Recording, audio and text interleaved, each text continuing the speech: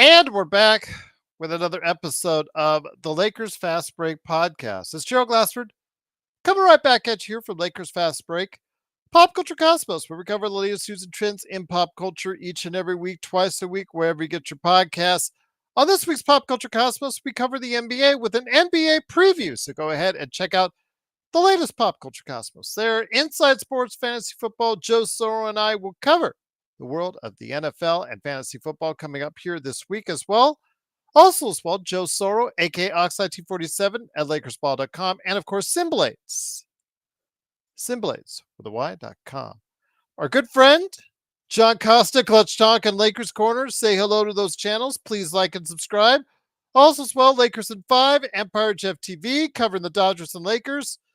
Daniel Berry Sports Highlights, yo, John McCallion channel. All these great channels. Of course, Stone Hansen, who is on tonight on Playback with us, playback.tv/Lakers Fast Break. He is at report_court right there for you. Also, as well, of course, Legends channel, Alfred Esmond Sport, all of our great friends that have stopped by on tonight's show. But also, don't forget to like and subscribe to us right here at the Lakers Fast Break. It is truly appreciated and it helps out the channel oh so much. And don't forget our membership program where you get emojis, badges, call outs like right there all show long, along with other inside stuff. You get my articles first and foremost, all the good stuff that's brought to you if you're a member today for just $2.99 a month right here at the Lakers Fast Break. And one last note, if you are interested in getting NBA League Pass, we have a 10% discount coupon. It is in the description below. Just use that affiliate link and you get 10% off NBA League Pass from all of us right here at the Lakers Fast Break podcast. Well, the Lakers starting a new season with many questions. How will the team do without making too many changes? The new coach is the biggest change of all, JJ Redick. What would he be like as far as with no experience as a head coach? Also as well, of course, what would happen as far as the bench, the starters, so many different questions that the team had coming into tonight. But the one question remained, why are we not giving any more love to AD than we need to? Well, I'll tell you why. Because AD played a heck of a game today. He struggled a little bit in the first half, but he did come back strong. Second half, he dominated. Even when the rest of the team was kind of failing him and letting the Timberwolves go on a run, even though Timberwolves kind of looked sloppy all night, looked disoriented, a lot of ISOs that were run, not too successful or efficient on the offensive end. The Lakers helped that with some solid defense and, of course, Anthony Davis in that second half really being a key to holding off any kind of a run for the Timberwolves as the Lakers sped out early in that second quarter, a quarter which created NBA history in that second quarter as Bronny James got to get into the game with his hallmark moment with his dad. They got to play together for the first time on an NBA official game. History was made, but after Bronny gave up a couple points here and there, team wasn't too bad while he was in there. Missed a couple shots. They only lost, I think 5 or 6 points of the lead. 7. Got him 7. Got him out of the lineup real quick and put him back on the bench. The Lakers could control and focus on the game. And despite Minnesota making a run near the end of the third quarter, the Lakers never let them back in fully. Still, at most, closing in to about 6 until the Lakers started to pull out a little bit from there. And again, they still won in a comfortable fashion, 110-103 behind Anthony Davis's monster game of 36 points, 16 rebounds, 13 of 15 from the line, 3 block shots, 4 assists. And again, didn't even shoot well in the first half, but he came back strong as the Lakers again won 110-103. And here today to discuss things, I don't know where Joe is. He was just here with us on Playback, so hopefully he will be coming soon. Maybe he got his feelings hurt because I said shut up, Joe, too many times to him, but oh well. I thought Joe didn't have feelings. Good man indeed. It is the man behind Clutch Talk and Lakers Corner. He was also part of our playback.tv/Lakers crew, including Laker Nick, Henry Hill, Stone Hansen. All those great guys were a part of what we're doing today on Playback. It is, of course, John Costa. And John, great to have you here. The hallmark moment aside between the James family, it was, nice, touching, heartwarming. We went down, as far as in that period of time, 7 points. They cut into the lead for the as far as Minnesota did. Okay, that was expected, but we quickly moved on from that and focused on the game. But once AD started to find a rhythm, John, he was able to hold off whatever Minnesota could throw at him. Absolutely, man. That was good to see. That was fun to see Anthony Davis just absolutely taking over the game. Like you said it perfect, Gerald. Like he had a little bit of a slow. I I wouldn't even say a slow start. He just wasn't dominating like how he was in that third and fourth quarter. But I mean, let's talk about the game though, you guys. I mean, I'm sure Gerald's given a great breakdown already or whatnot. But I want to talk about something that I got to give myself a pat on the back. I got to give myself credit, and I'm not saying one game is defining the season, but a lot of you guys that were super quick to hate on JJ Redick, you guys are coming back around. You guys are Well, coming back around. I just think, and you can't blame them, John, because again, he had True. zero. Let me remind you, zero coaching experience, either at an AAU level, either at a college pro level as well. European. He had coaching experience nowhere, so you can't blame those guys that were hating on JJ. I had always said I need to see it on the floor. Laker Tom yelling at me constantly, week in, week out on the Lakerholic spotlight.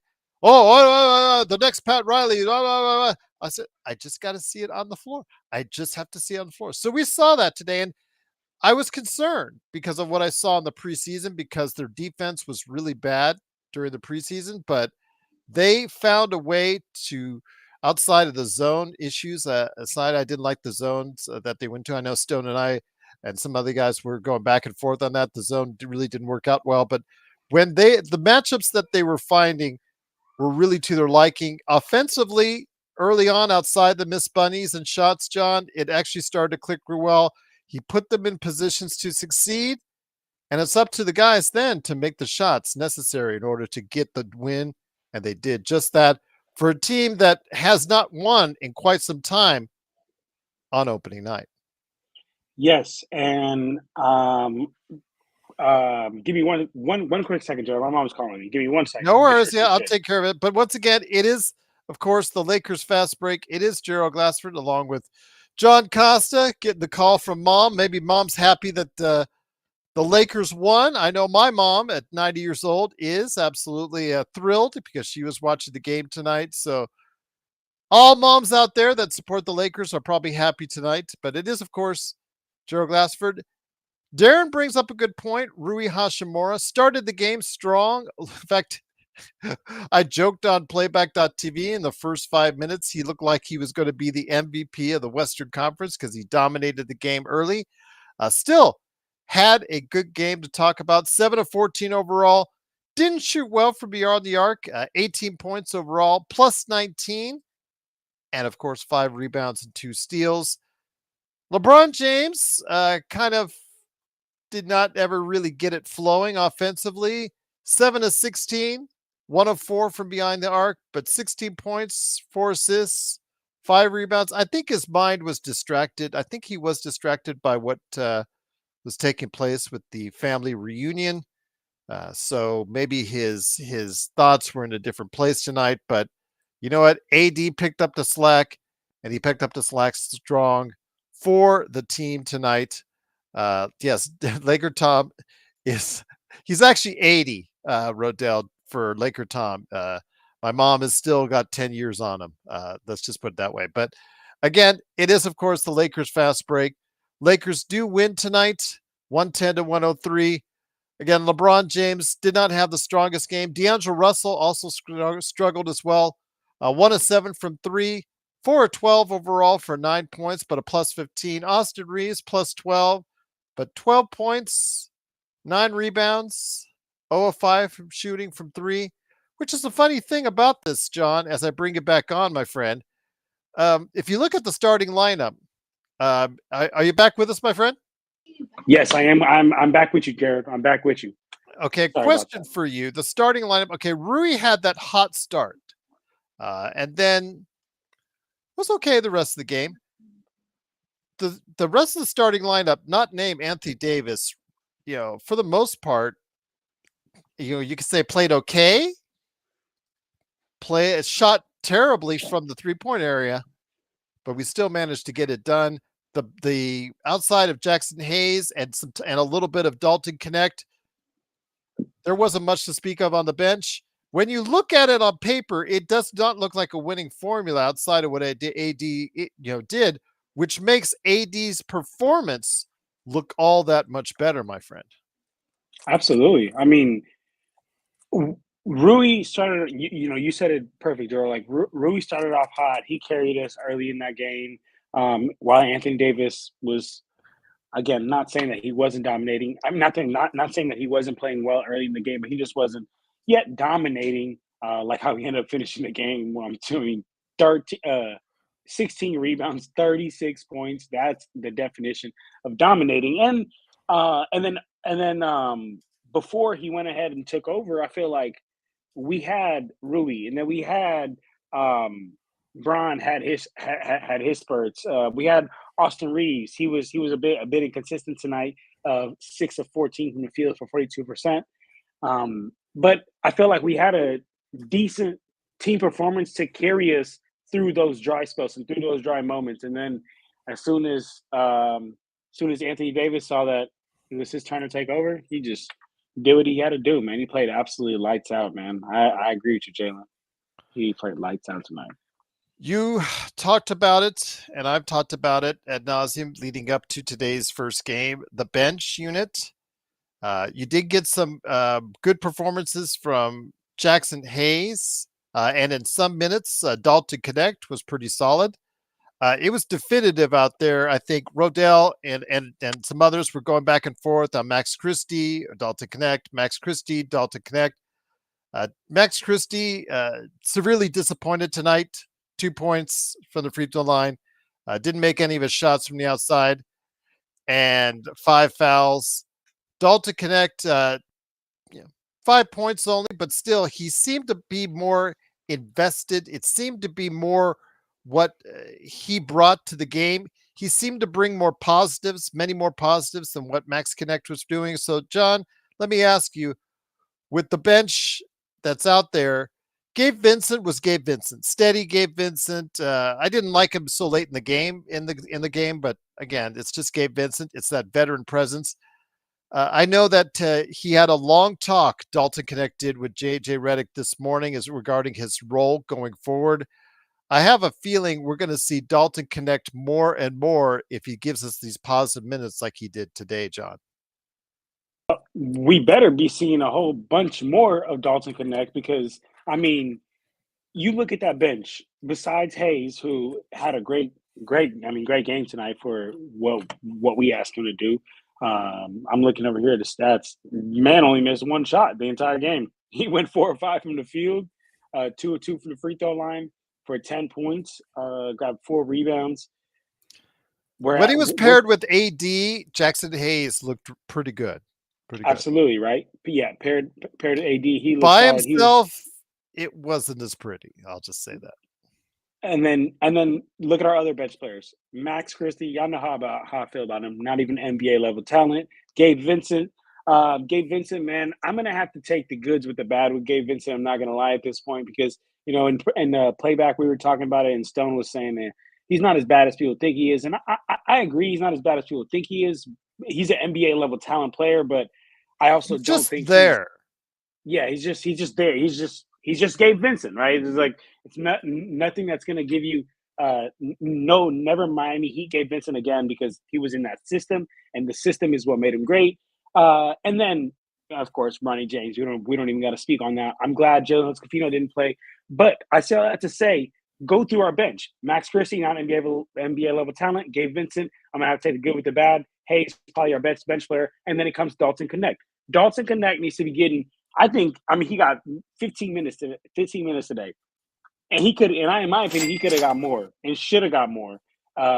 So I say that to say, Dalton Connect's gonna be big for our bench this season because I don't want to rely on Max Christie. Tell you that much. Intel Wild with the super chat. Thank you so much for the super chat. He said Bronny looked great sitting on the bench.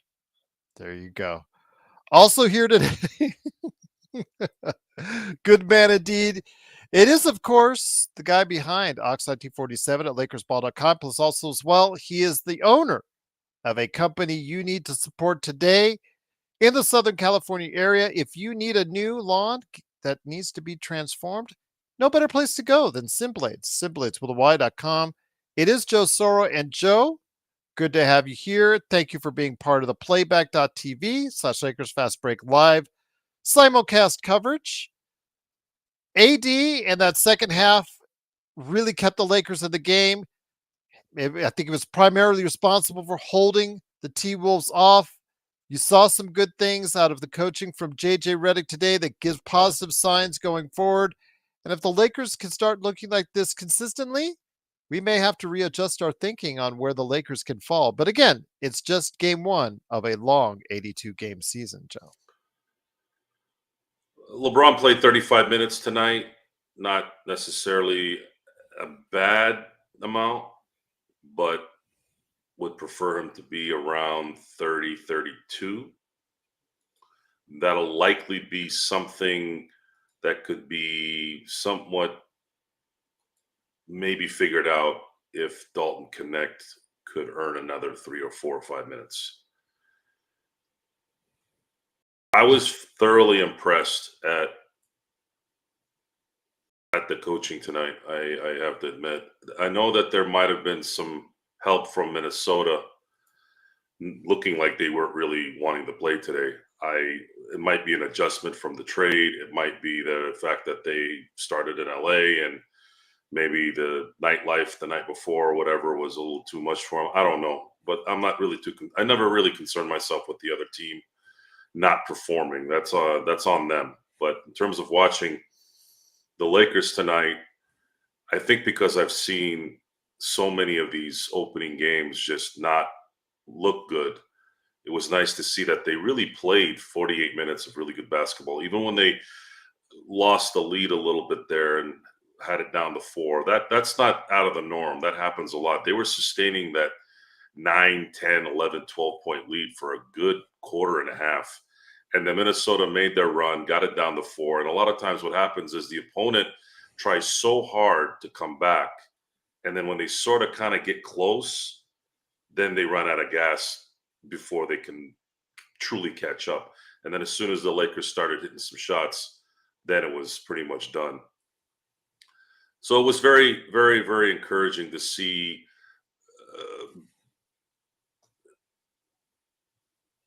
I can say several different types of plays. The pick and roll was pretty smooth tonight.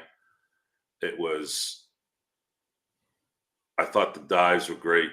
I thought there weren't any, there wasn't a lot of laziness tonight. And you caught it a couple times where they were watching, but it was only a couple times where I would remember standing around a lot. I would see a lot of standing around, and they didn't really do that. JJ had these guys moving. They had them focused, and there were a lot of plays that I think could have materialized into even better plays had they not made the shots. So that was good. That was encouraging that if they weren't going to make the shots, you had someone like, I think it was Austin diving towards the basket, and Rui did a turnaround jumper. And had he missed it, there was a couple things that could have happened there. If he doesn't take the shot, he could have gotten an AR for the easy layup there.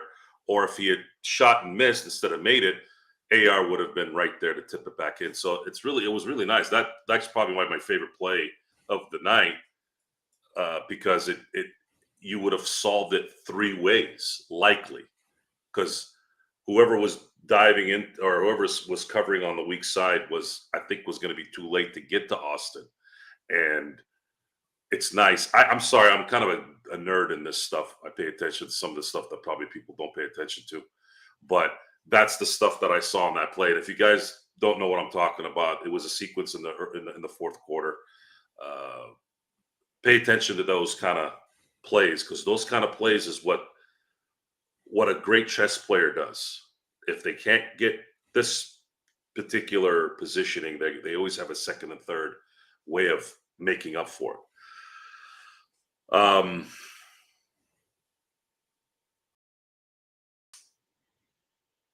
I guess let's see what happens in the next game, and here that's all we can do here. We're very happy with the win. I'm about the results. The results tonight were phenomenal. Very, very impressed with Jackson Hayes. Jackson Hayes improved, and we saw this in the preseason. His ability to, I guess, anticipate the rebound this offseason or this preseason was different than it's been in last year. And I was complimentary of Jackson Hayes. I thought he played much better than I thought he would last year. I didn't think he was going to be valuable, but he was to a degree last year. And it looks like he got a little bit better. He does play better with AD. AD takes off a lot of pressure. He will struggle if he's by himself. That's what that is. But it's nice that JJ Redick has found that little mechanism there where putting those two together does cause a problem, because Jackson Hayes does have amazing athleticism and he can be a problem in certain instances. And they were able to use it. It was very, very, very, very fun to watch. If I had to look at a couple negatives, not the ones that I expected. Max Christie not playing well, what was expected. Gabe Vincent kind of not really knowing what his role here is a lot. I know that he has had a bad preseason, but D'Lo did make some plays, but I'm really hoping he doesn't play bad for the first 2 months like he did last year. What I mean by playing bad is he's got to make shots. It looks like he's never shot the ball all summer with some of these shots that he was taking. I'd like him to not do that. I'd like him to be a threat and make a couple shots here, because that'll open up the floor even more. And then you'll have guys like Connect that'll improve even better. Connect played 16 minutes tonight, had 5 points, but he had an impact. You could feel it. He had an impact. People have been watching him. People are going to pay attention to him. So I think JJ is going to be slowly putting him in there to do his thing, and I'm looking forward to seeing it. If I could jump in here real quick, first of all, I want to give a shout out to my dog Jay Hill, Mr. Gadget, in the chat, showing love. Appreciate you, Jay. Happy to have you out here with us. But I got to talk about another comment that I seen. Rodell. I don't know if he's trying to be funny. I don't know if he's trying to get on me, but in the chat, he said, John probably wants to see more of Cam Reddish. Rodell, let me tell you something, brother. What you say around here holds no validity. You freaking think Max Christie is good. The man who just had 2 points and 5 fouls today, Rodell. So if you trying to be funny or you trying to do any of that, Rodell, this is not the place for you, my brother. We actually know basketball around here. We actually all understand that Max Christie is not an NBA level talent. You're the only one that keeps backing him. Hey, there's one common denominator between everyone thinking he's not it and you thinking he is it. So just wanted to put that out there. But just because Rodell is just one of those guys that just, man, he just is a nuisance. But anywho, like I was saying though, guys, I'm gonna be honest. I love what Joe said at the end. Joe said, I'm about the results, because at the end of the day, y'all, like, I think an ugly win is a win. A beautiful win is a win. At the end of the day, it's about the W's, man. It's about the W column. And I'm going to be honest with you. Today, we got the dub. We played great in the first half. We really just controlled the game in all assets of the game in that first half. And then that third quarter, we did lose control. And then Anthony Davis came and saved the day. But guess what, guys? A win is a win, and I'll take it. Once again, it is the Lakers Fast Break. It is Gerald Glassford along with Joe Soro and John Costa. Thanks so much again for watching, listening. The Lakers do win 110-103, opening night in the NBA. Once again, Anthony Davis, the dominant performance, Joe. I know he is still on the outside looking in when you talk about MVP favorites, Defensive Player of the Year, all the other awards. This narrative has been for quite some time the way it is, Joe. Is there anything that he can continue to do like tonight that will get him better in the public eye, that will get him maybe more attention for himself and for the Lakers?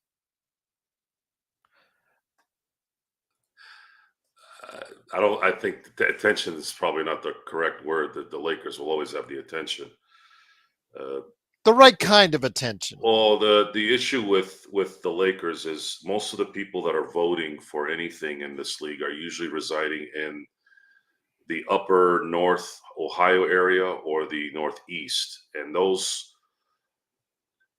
sewer rats are going to hold Laker players to a higher standard that they continue to move the goalposts on. So they don't give Kobe Bryant an MVP in 06 because it was too individualized. Yet they give an MVP to the 2017 Russell Westbrook. They give an MVP to James Harden, who knows team basketball like I know French. And it's been a problem for probably 30 years. It became a problem in terms of wishy-wash Oscar voting type accomplishments by these voters, where there was a time where Michael Jordan at his peak wasn't the MVP. They gave it to Charles Barkley in 93. They gave it to Karl Malone in 97. And Barkley had a phenomenal 1993 year. Absolutely phenomenal. He deserved it. And so did Karl Malone in 97. But they weren't the MVPs. Michael Jordan is the MVP in those years. But they want to give it out. To me, if you make a vote or you make an assessment based off of, well, it's their time, it's not a real award. That's not a real award. I'm sorry. That's bullshit. So to answer your question, the only way Anthony Davis wins an MVP is if he performs. He's not going to score 35 and 15 a night, but let's say if he averaged 27 and 14 and played 75 games and the Lakers are a 1 seed. That's probably the only way he's going to win the MVP. And he can't have Luka dropping near triple doubles and be in a 2nd seed because they'll probably give it to him. As far as Defensive Player of the Year, I can get into that a little bit longer, but Wembanyama might be winning that for the next 10 years. Now, if San Antonio is an 8 seed or a 9 seed, they're going to give it to him because they'll move the goalposts for him. And I've already spoken about this. I want to get a legitimate list. I know that the list that I saw online, most of those guys are voters in these awards, but I really, really want to put a lot of attention to these voters in this calendar season so that we can monitor what these guys are doing. Because I think there needs to be more discussions on how bad some of these guys and how they use favoritism to vote for certain players when it's just not not accurate. The Lakers right now, looking at their first game here, the starters all played well above 30 minutes a game. And for someone like AD playing 38, he's still young enough to be able to handle that for a year, maybe even a couple more years.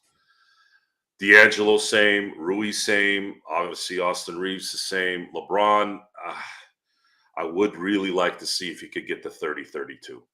27, 29 was a dream of mine last year, but and even Darvin Ham tried it, didn't work. So 30 to 32, and that's going to come down to which role player off the bench that's a perimeter player that's going to be able to cover that extra 2 to 3 minutes. The only one right now that's realistic in terms of performance and the ability to actually make an impact is Dalton Connect. Dalton Connect played 16 minutes tonight. If that number goes up as he improves, should he improve, if he can get to 20 to 22 minutes, that could be minutes that LeBron doesn't have to play. Because then you can use AD and a young Jackson Hayes, and you could play him. He's young. You could play him more minutes, and if this combination is going to work, then you create your lineup in that instance. If it's Gabe and Russell, or if it's Russell and AR, we have some initiators on this team. Without LeBron, initiate, get everybody in order. The way they did tonight, get everybody moving, and then try to see if you can open up some things, especially if AD is a threat down low or even at the mid range. You can get the ball to Dalton with some space, and if he starts hitting those shots and he's hitting them consistently, now LeBron James doesn't have to worry about coming off the bench. And if you guys pay attention also to that fourth quarter range, I actually forgot LeBron was on the bench. I thought he was in the game. I was focused on. Sometimes I get focused on certain players and I just watch them because I want to kind of analyze what's going on. But I actually forgot that they actually got up after they took the deficit went down to 4.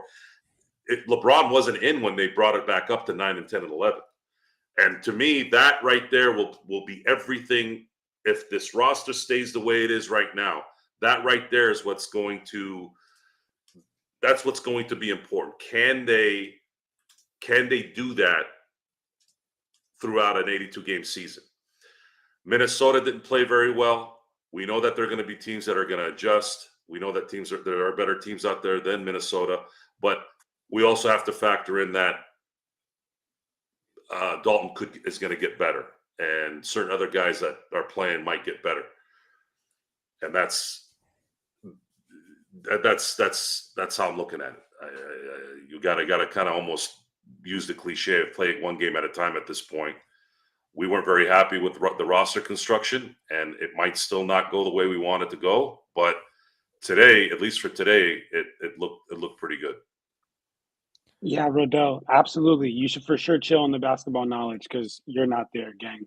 You're not there, buddy. And similar to how Joe treats Cool Bro, where he just kind of, lions don't lose sleep over the opinion of sheep. That's how I'm going to act with you, Rodell. So, yeah. So Go it's ahead, Gerald. so it's John and Rodell and Joe and Cool Bro. Okay, I got to get that right. Okay. There is no Joe and Cool Bro. Yeah, and Rodell Joe is hates like down here. There is no. Rodell's like down I here. don't want to be in the same sentence with that. That's not no. It has nothing to do with me. No. I feel about Rodell. I don't. When it's one thing to be clueless. It's another thing when someone says, "Gerald, I'm going to draft Bronny James." This is not trolling at this point. Trolling is when you're busting balls. Okay, that's okay sometimes. But what that is irritation. It's worse than a fly buzzing around your head while you're trying to eat. And I don't have patience for stupidness. I don't have patience for it. And at some point, there's a level that you have to know when to stop. And this is a joke, and it's funny for a lot of people, and I know it is. So I kind of play around with it. But with all honesty, I have no desire to think or talk about things that I don't want to talk about. And this is what that is. Speaking of things Joe doesn't like to talk about, once again, the Lakers do win 110 to 103. Joe, you got your hallmark moment that you've been ranting about for quite some time. Second quarter, Bronny James comes in, and Intel Wild, thank you for the super chat, who says Bronny James, JHS, Maxwell. If you want to throw in Cam Reddish, John would probably throw in Max Christie as far as dead spots on the roster. He came in for that hallmark moment with the Lakers leading by 17? I think 16. No, they 17? were up 14 at the time. No, I think it was 16 at the time. It was 14. I think it was 16. But anyways, they came in. I can verify just to make sure. So they came in. had the hallmark moment. Bronny took 2 shots, missed them both. They gave up a few points. Minnesota went on a run, conveniently timed, and he sat down. Now, if they're smart, he will continue to develop somewhere else outside of being on that Lakers floor or being on that Lakers bench. But I don't know, Joe. The fact that he has a guaranteed contract, he's going to be sitting on their bench quite a You're bit. awesome. Hopefully he can get his, and thank you, Reggae, and thank you, Intel. Truly appreciate it. Your thoughts on the hallmark moment tonight that you've been dreading for oh so long? You're awesome. Thank you, Kenny. Reggae. I'm just me, Reggae. Oh, Is Reggae? That's the question. yeah. Can you send Reggae the link to our merch? Yeah, absolutely. Thank you. And this is just me, You're Reggae. awesome. It went. My Yes. sister's in the chat. Thank you. Thank you. Be on your best behavior, Joe. My sister's in the chat. Okay, I'll be the women. You're tone it down a little bit. I awesome. don't want to be that All guy. right. Thank you. I don't. Intel's gifting out memberships in honor of the win. Thank you, Intel. Bless you, my friend. It happened. You're awesome. It happened quick, and it finished quick. I guess you can't ask for more than that. You got your moment. You got your pictures. You got your people happy and all in the feels. If I've come off insensitive or hating or any of that, I don't give a shit. This is about winning. I don't care about your hallmark moments. I don't. I am a sports watcher. If I want to watch father-son movies, I'll go watch the literal Hallmark channel. There's plenty of those on there. And that's just how I feel on that. And it's the Lakers are an interesting. They're an interesting kind of. I don't even know what word to use, but they didn't look tonight like a team that I thought they were probably going to be, at least for one night. Why is that? Were they playing opossum during the preseason? And it's funny how sometimes your instincts can scream. I remember thinking, I think it was the second to last preseason game, I go, is JJ not really shown? Because this does some of the stuff that he was doing. And again, I'm a dork with this stuff. I'm into the details. And sometimes little details that you pay attention to over these hundreds of years I've been watching basketball. I go, there's no way JJ doesn't know that that's not going to work because of who he is. And what ended up happening, at least in the opening night game here, was I saw the opposite of that. And I go, oh, okay. He wasn't showing his cards. He really wasn't. His backdoor, his backdoor type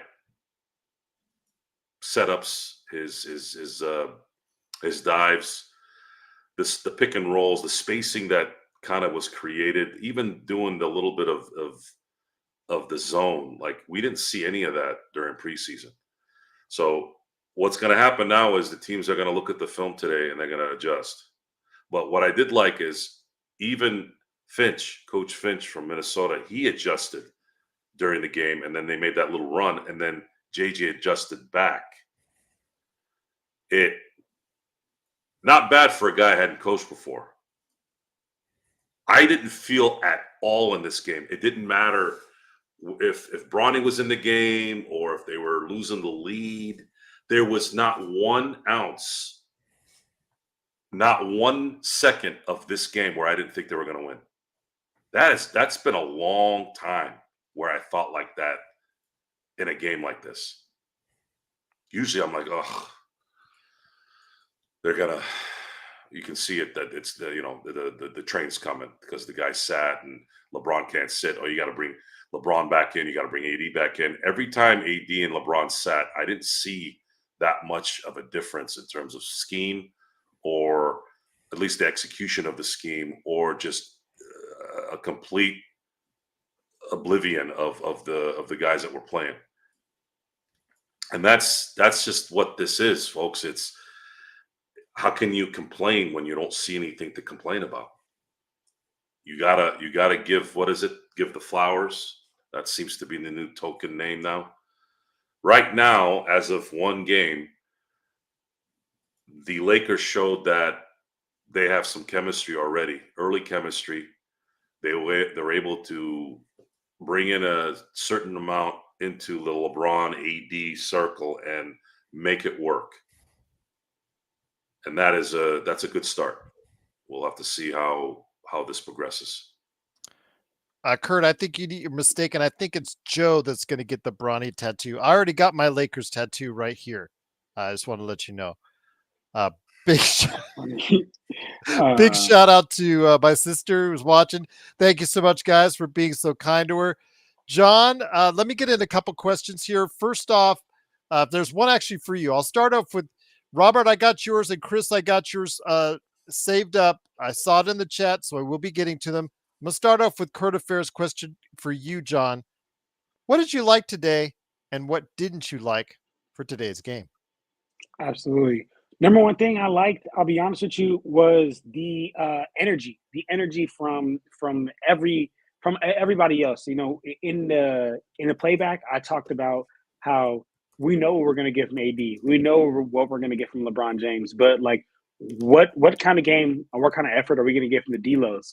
What kind of game, what kind of effort are we going to get from the Hayes? What kind of game, what kind of effort is Gabe Vincent going to bring? Is the rest of the team going to bring? And if you ask me, I mean, not every single player was where I would want them to be, but man, Hayes was there. I think Dalton Connect was there as for a rookie, and like how Joe said, in 15 minutes, I believe he only scored like 5 points, but you could see the impact that he had on the game. Just the fact that him being out there and him being able to shoot, it's defensive gravity. Like they're gonna have to pay attention. They're gonna have to be up on screens. So to answer your question, Kurt, one thing I did like was just the energy all around from the beginning really to the end. Well, I wouldn't say beginning to the end because that kind of leads into the thing that I didn't like. And the thing that I didn't like is how we had this role going, and the only reason why I don't like it is because it reminds me of last year. It reminds me of last year when I say that we had this role going. We had it. We figured out the way we were supposed to play, and then we kind of let up off that. In the third quarter, the Timberwolves came and basically tied us up as far as total rebounds because we were letting them get so many second chance points. And then another thing I actually didn't like at all, to be honest. I'm not saying I didn't like the whole Bronny thing because I do think it was like dope to see history, but I didn't like how when he checked in for those like 4 or 5 possessions, or I believe he played for like 2 minutes and 30 some seconds. The Lakers were only focused on getting him the ball, or the Lakers were only focused on having him and LeBron run some type of action to where either Bronny gets a bucket or LeBron LeBron scores and Bronny gives him the assist or whatnot. So I just say all that to say that I really didn't like that because like for that 7-0 stretch that the Timberwolves went on, we were up by 17. They went on a 7-0 stretch, we're only up by 10. And again, I feel like the big reason for that is because we were just so focused on Bronny and LeBron. And at the end of the day, guys, this is not the Bronny and LeBron James show. This is the Lakers freaking team. And we want to win a championship. Once again, thank you so much, Intel. He's been gifting out memberships. I am truly humbled and truly appreciative of you doing that, my friend. Once again, it is the Lakers winning 110-103. Joe, and I've got another question for you coming up next, John. And Chris, I am getting your question. I've got that on hold. But first up, Joe, you wanted to talk about this, and John as well. Joe and John, do you think the Lakers will have a heightened focus like tonight to win a bunch of games early in the season since it hurt them last year? Joe? Heightened. I don't know if heightened is the right word.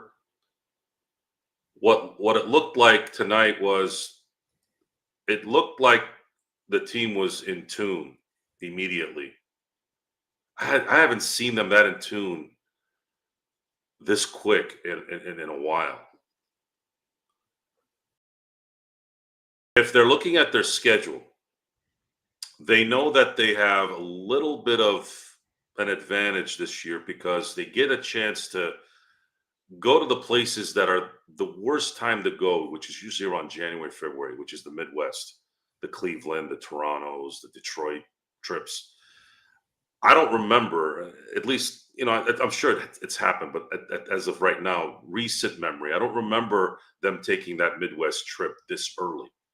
And those trips are really, really You're awesome. are much better right now. It's not that cold yet over there. It's not like it's going to be cold in January or December or February, right? And you're not as beat up and tired from flying the first 3 months. You're awesome. Maybe their sense of urgency is there saying, hey, look, we're going to be playing some teams that we think we can match up very well against. And in the meantime, you're going to start the first 3 games at home. You're If you awesome. can win the first 4 games on the West Coast, which is 3 at home and 1 on the road in Phoenix, you're playing Phoenix twice and you're playing Sacramento. You just won the opener with Minnesota. If you come out of the first You're 4 games awesome. 3-1, you are in a really good position to go on that trip, which is a 5-game road trip. And there's a possibility that you could You're win 3 out of the awesome. 4 in Cleveland, Toronto, and Detroit, and Memphis. There's a really good chance. If you come back 2-2, then you're looking at a 5-3 start, which it's a lot better than what it's been, right? I guess we can be happy with that. But it matters now taking advantage of those first 3 games at home. And there's a spread already after game 1. So you got your pageantry out of the way. And it didn't really mess up anything, which is good. And you actually played well from beginning to end. There was no issues there. I did not see an issue throughout the game other than really the only thing that I didn't like tonight is it's been showing itself already, which is D'Angelo Russell. I'm not liking how he's playing. Other than the playmaking ability, and I get that there's value there, but Yay! D'Angelo Russell A has to be a threat. subscriber. Thank you, Porter. He has to be a threat in terms of shooting. If he's not, a good team will collapse and it will make him beat them. And that's not going to work out. His shots were terrible. It's one thing if he was getting close, but his shots were really bad tonight too. And he played a lot of minutes. It wasn't like he played 20 minutes. He played 34 minutes. He was 4 of 12. And he was 1 of 7 from 3. But You're awesome. it didn't really matter. He was a plus 15. Him and Rui were pretty big parts of the double-digit leads during the game. Yay! A subscriber. But he's gonna have to get to D'Angelo Russell after December, like last year. I'd like him to do that now. Don't do what the Lakers did to start the seasons the last 2 years. Do what you just did, and D'Lo needs to be a part of that. As far as Max Christie is concerned, there's no surprise there for me to be angry about. I already knew who Max Christie was. We know who Dalton Connect is. He's a rookie. He's going to get some time here to get his engine going. You can't just throw him out there for 30 minutes and tell him to do whatever. This guy's coming from a game that's playing 20 minutes and a half and 35 games tops during the season. You want to pick your spots with Connect and make sure you get him ramping up on that treadmill, not at 10 with a 10 incline. You want him to start at a 3 and a 3, and then probably within the next, 2 months, if he continues to be a threat, then you can start throwing maybe 25 minutes a game for him because we might need it anyways. And that's my take on both. You're awesome. So many new subscribers, so many new people joining us, $99 a month. Intel, you're awesome. Thank you to all new subscribers. Darren just dropped a huge super chat for You're John. awesome. Because I don't think you're eligible for super chats as of yet. Are you? John, set up for that?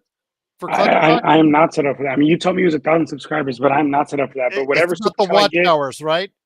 Is it up You're to Yeah, awesome. the watch hours. Yep, exactly. Okay, so Yep. remind me when I get paid by YouTube, I'm going to send you 50, man, because Brother, Darren just no, dropped you don't. 50. Yeah, he No, said this is for that is John and Clutch Talk. You're awesome. That's who it's going this to is be for. for. That's for you, my friend. That's coming your way. That's from Darren right there for you. I appreciate you, Darren. This is for all No, the no, Lakers. no, no. You get it, Matt. He meant You're for you. awesome. It's coming to you, my No, friend. Once no. again, it is 110 to 103. It is, of course, Gerald Glassford. Thanks so much again for watching and listening. Truly appreciate the Lakers win 1-0 to start the season. First opening night season since when, Joe? 2017. Yeah. So it's been a little bit of a while. It's awesome. People are excited. People are Well, happy. technically, it was this. It happened in 16, but the 2017 season. Yes. Yeah. But it's great to have you here. Cannot thank you enough for the big crowd tonight. Truly appreciate it. John, I'm going to hit Chris's question next. Hopefully, I will get back to Robert's question because Robert was pointing it to both you and Joe. But Chris, I want to get his question in because the question has been sitting there for about 10 minutes now. Plus, can we foresee Connect getting playing time when other players come back, i.e. Vando, i.e. Christian Wood? I would feel bad for the kid if he gets benched, if he ends up playing well. I think tonight is going to be just set as a precursor to what we're going to see for the rest of the season. I think he is going to get the time. If we see continual performances from Max Christie like this, John, I think when Vando gets back, Christie is more likely to hit the bench than Connect. Yeah, I really hope that we end up making the right decision and do have Christie hit the bench before Connect. Just because, I mean, when you look at historically all the greatest teams that LeBron's been on, like he's historically always had shooters around him. He's so to bring, you know, Wood or Vando or whoever it is that would be coming back, and to have him take a shooter's minutes like that just doesn't make no sense to me in my opinion. So I think that once Vando, once Wood, and all those guys come back, I think that that should see no effect on Dalton Connect's minutes, and I really hope that there's a drop off on Christie's minutes. To be honest with you, so that's where I'm at with that. You're Great question, Chris. awesome. It is one game, and there were a lot of Lakers that struggled, including Max Christie. But as we saw through the preseason, it just is clear that while Christie may give you a little bit more, Joe, You're on awesome. the defensive end than what Dalton Connect to do, there's so many other facets of the game. It just seems like this team is better when Dalton's on the court, and I can't say the same thing when Max You're is out there awesome. right now, Joe. Are you positive that the defense tonight was better than Connect's?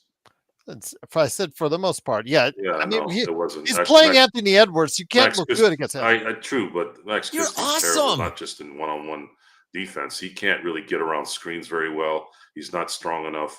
He goes under when he should go over. He goes over when he should go under. It's not. His basketball IQ You're is awesome. not there, and he doesn't have the athleticism, a first step, or any kind of elevation that would warrant any kind of threat. He just doesn't have it. And You're awesome. another thing I wanted to point out is what a relief it is to actually see set plays coming out of timeouts. Yes. Some of those backdoor plays that JJ Redick drew You're up awesome. were And coming out of the half as well. Exactly. That was another one where you come out and you score 2 points. I know it's 2 points, but we've discussed this on the show several times. You're awesome. 2 points sometimes is not 2 points. There's a psychology to this. We used to say, and we have a lot of new people here, so I'm going to repeat this. For those of you who have watched in the past, like Shaquille O'Neal, when You're Shaquille O'Neal awesome. would dunk on the Dale Davises and the Antonio Davises and the Sabonises all at once, it's 2 points on the scoreboard, but it was actually 6 points. You're awesome. Psychology-wise, psychologically. Because what happens is, I saw numerous times where Shaq would dunk on the entire team. The team is so frustrated. They're looking at the refs for a bailout. They're looking at the sideline to figure out what the coach wants because they don't know what to do. And then they're so flustered to go back on the other side, they aren't focused enough. They missed the shot, and then the Lakers come back, and then Shaq gets a and one to add more misery to it. That sequence becomes now 3 ways that Shaq scored in what probably is maybe about a 40-second span. So when you do that kind of stuff, when you get 2 points sometimes, and it's one of those plays where you're like, you just got rolled. There is a positive for you, for the team who did it, and then there's a huge negative for those who couldn't figure it out, and they're thinking about it usually immediately when they get back onto their side, and those little things matter, especially with the way basketball is now. Everything is calculating in a lot of ways. Baseball, it's not like baseball where it's really calculating, but basketball, every shot matters because there's so many teams out there that are going to throw 40 3-point shots in a game, which is what Minnesota did tonight. They made 13 shots. The Lakers were horrible. They were, I think they were 5 of 30. The fact that they were 5 of 30, which I think is, what is that?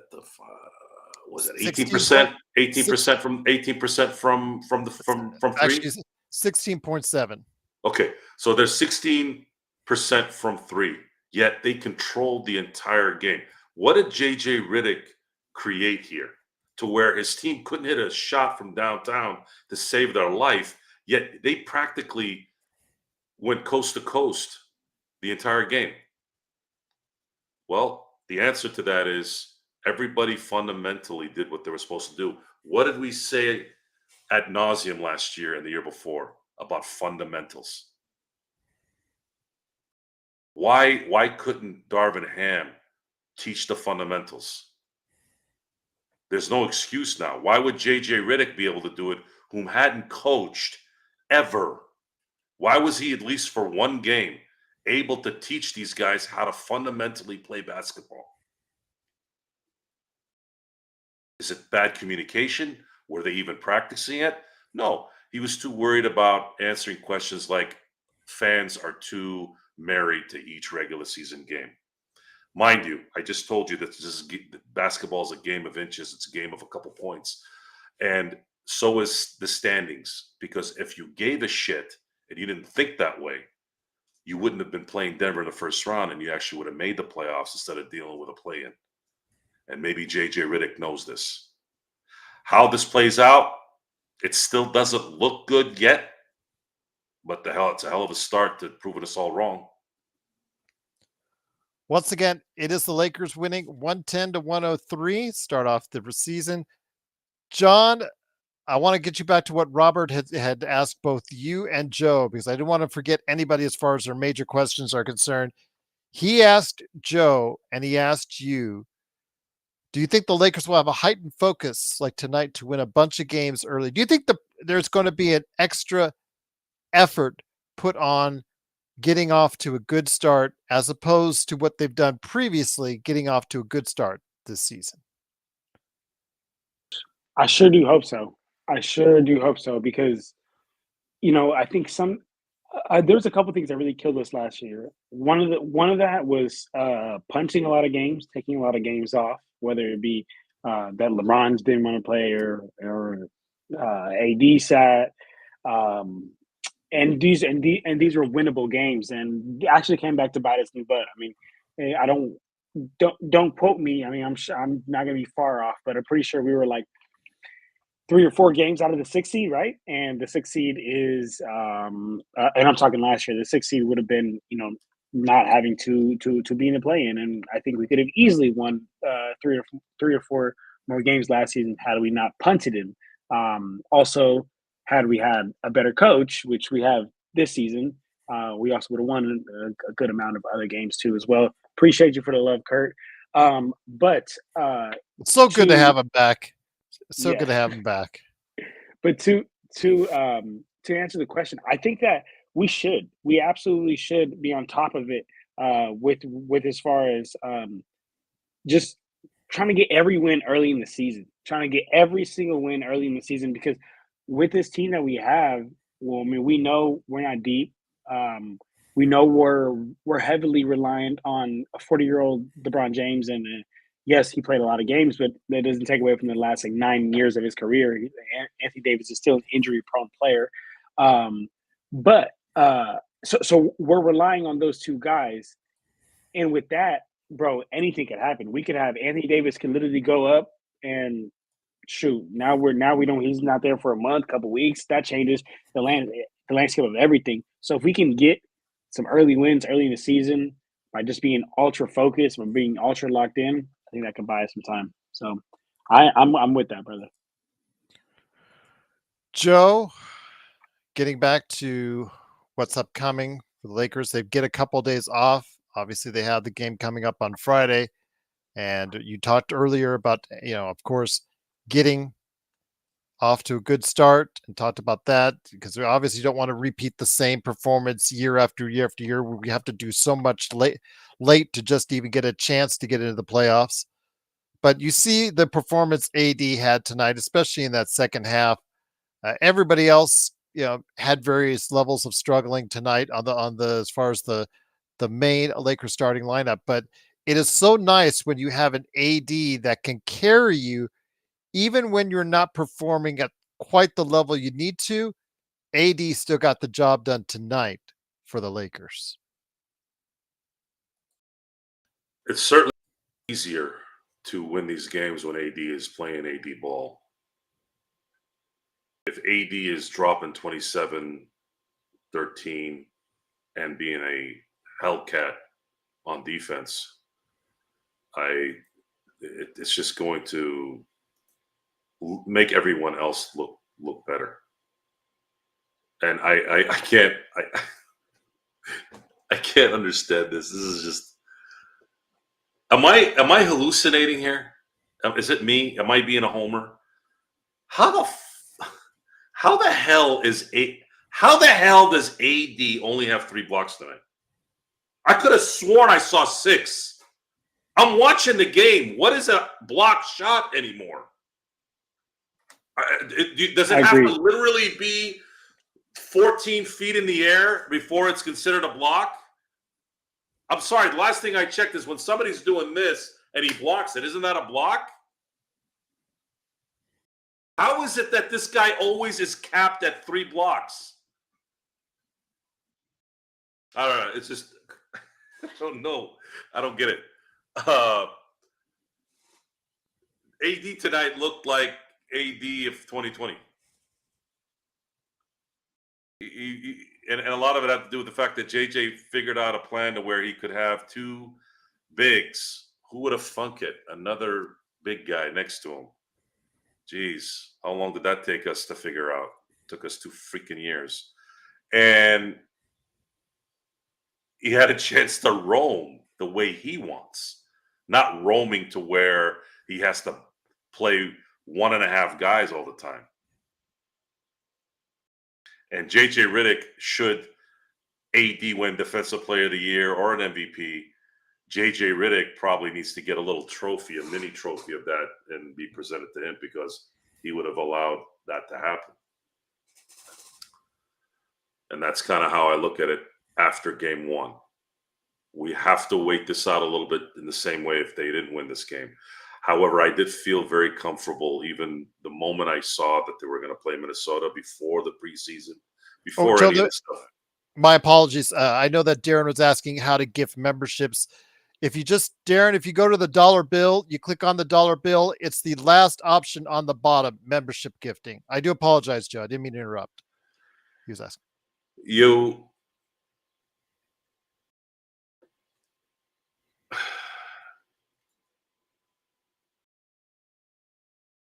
LeBron looked like he didn't have to play very hard tonight. I'd say that might have been the biggest thing tonight to put a kind of bow on this. He looked like he didn't play. He played 35 minutes, but it was probably the most lax 35 minutes I've seen him play in a while. You have to do this. And AD is still young. He's 31. He still has years where he can put in the work. But if you're able to do this and limit the intense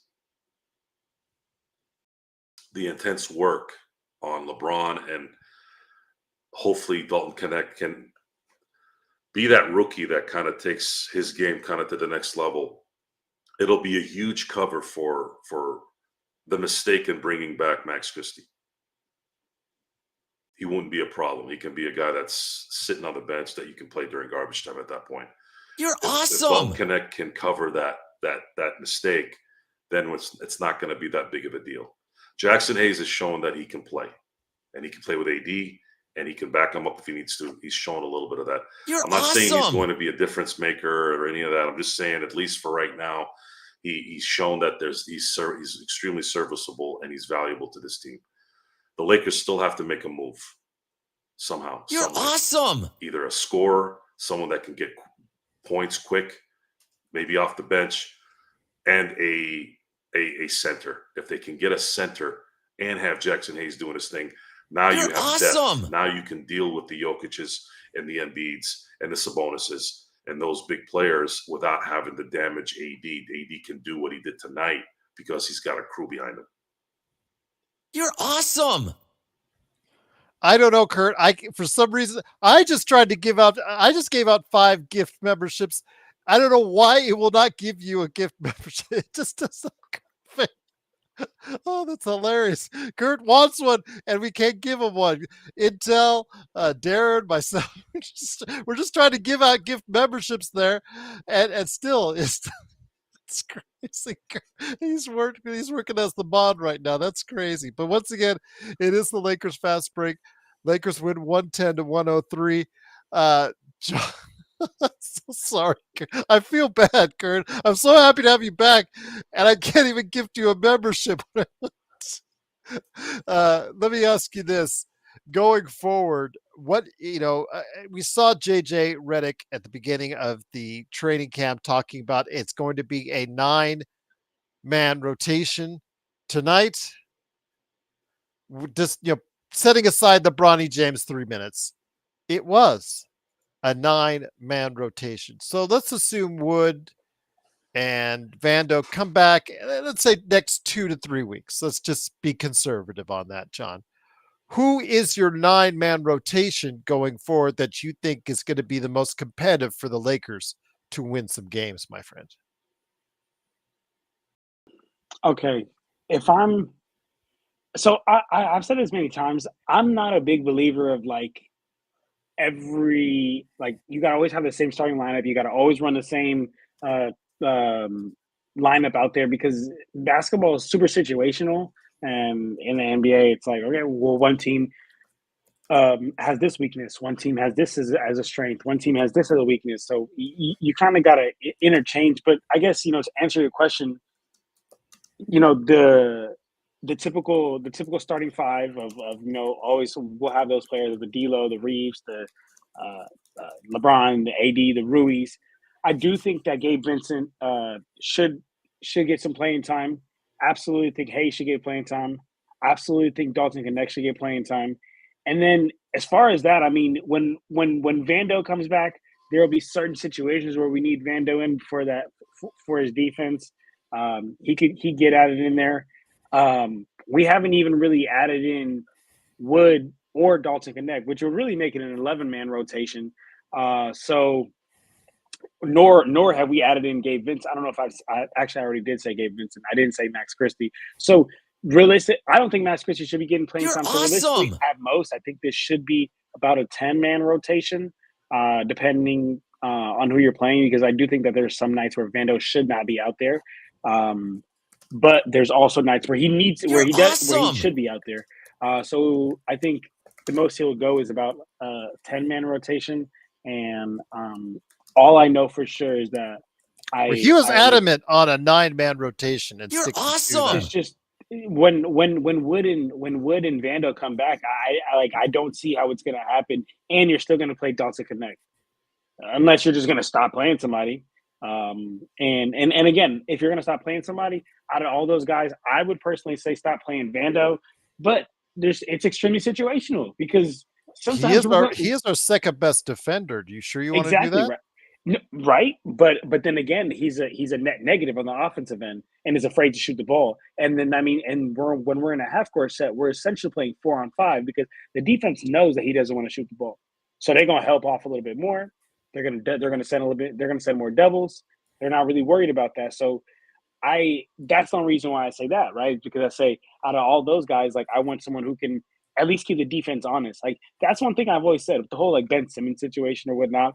Bro, I don't even need you to have a knockdown shot, but I need you to at least shoot enough to where the defenses are gonna think that you are gonna at least shoot this ball, at least be a threat out there. And Vando isn't even a threat, while Wood can be the threat. So I still have to say that. But in the same vein, like I mentioned, basketball is situational, y'all. Sometimes we need more defense and instead of someone who can go get a bucket. So it's gonna have to be a 10-man rotation, in my opinion. There's just no way JJ does a 9-man rotation and still plays all these people. Joe, do you concur with John? And I do want to mention Darren. I'm putting up right there. That's the window. That's what it looks like, and the last option is right there, the lowest one right there, as far as for membership gifting out there, which you're truly appreciative of at just $2.99 a month, right there. Joe, let me get it back to you. Do you concur with what John was saying about maybe expanding it to a 10-man rotation if we could bring any minutes down for LeBron and AD? Yeah, I don't think it'll be a 10-man rotation. That's too much anyways. 8, 9 is good. And then you get it down to 6 and 7 during the playoffs. Situational doesn't mean a 10-man rotation. It just means that you're still going to have a 7, 8, 9-man rotation. It's just maybe Vando doesn't play that day because he's not going to be able to run and gun with the Celtics. As good as he is on defense, you're going to probably likely have to keep up with them on the scoring. The issue with Vando is health. And when you're not available all the time, that can be a chemistry messer. So I'm trying to phase him out of my mind until I have to think about him. Christian Wood, we can all wish that he could be that big where they don't have to go find someone, but it's just Christian Wood's always going to be Christian Wood. And it's just, he'll play well once a week and that's it. The reality of what, and despite the win tonight, they're not going to win a championship this year. If I am to be wrong, there has to be a third player that comes in that is, when he comes here, it's like, whoa, this could be something. And it just doesn't, I don't know if that's possible. I don't think it's possible. I hope there's something that can come together where it would, but it's not. If we're looking at this from maybe the Lakers surprise and compete and make a 6 seed, but are they going to win the title? You guys know the history of the seeds in the NBA, even though there's been a little bit of parity that's reared its head in the NBA. Despite that, you don't ever have a low seed win championships other than one time since I've been watching basketball, and that was the 95 Houston Rockets. They were a 6 seed. So no team has ever won a championship as a 7 or an 8. Matter of fact, there hasn't been a 5 seed that's won a championship.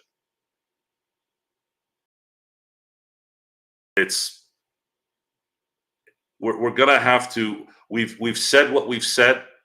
There's no regret in what I've said because it still could be true. But let's say we're wrong and they're going to compete. Does it mean they're going to win it all?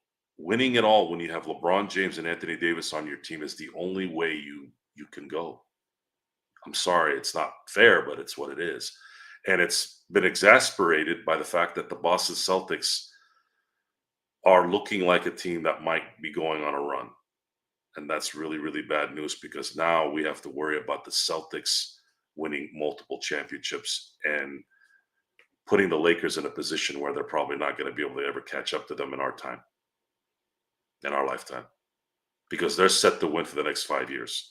And if they end up winning 2 more championships, we're never going to see the Lakers pass the Celtics in championships. The Lakers had a shot. They had a shot, man, after 2020. And with that, some bad luck happened in 2021, but they didn't make the right calls after that, and it ended up costing them the top spot. So that's kind of where I'm at with this. I'm not. We always we live in the moment, and we're doing a show, and it's okay. And I know that sometimes it's good to feel good after a win, and that's what I'm trying to do here. But we have to wait this out a little bit longer and see how things play out. Real quick to jump in here, Gustavo CL. Hope I pronounced your name, brother. He said I'm wrong about Vando. Would love to understand what I'm wrong about, because nothing that I said is actually wrong about Vando. He's a net negative on the offensive end. He's a great defender, and he's a situational type player. There's times where you need him in the game, and there's times where you cannot put him in the game because he's a net negative on the offensive end, and because unless you're running downhill, unless you're running on a fast break, if you're in anything besides that, you're essentially playing 4-on-5. And the Lakers do a lot of half-court set offense. So essentially, I would love to know what I'm wrong about with You're Vando, because none of awesome. that is wrong. Well, the only thing is, I say in context to different that, and I've got Intel Wild's super chat here just a sec. I'm gonna address before Joe. Are you gonna do a nightcap?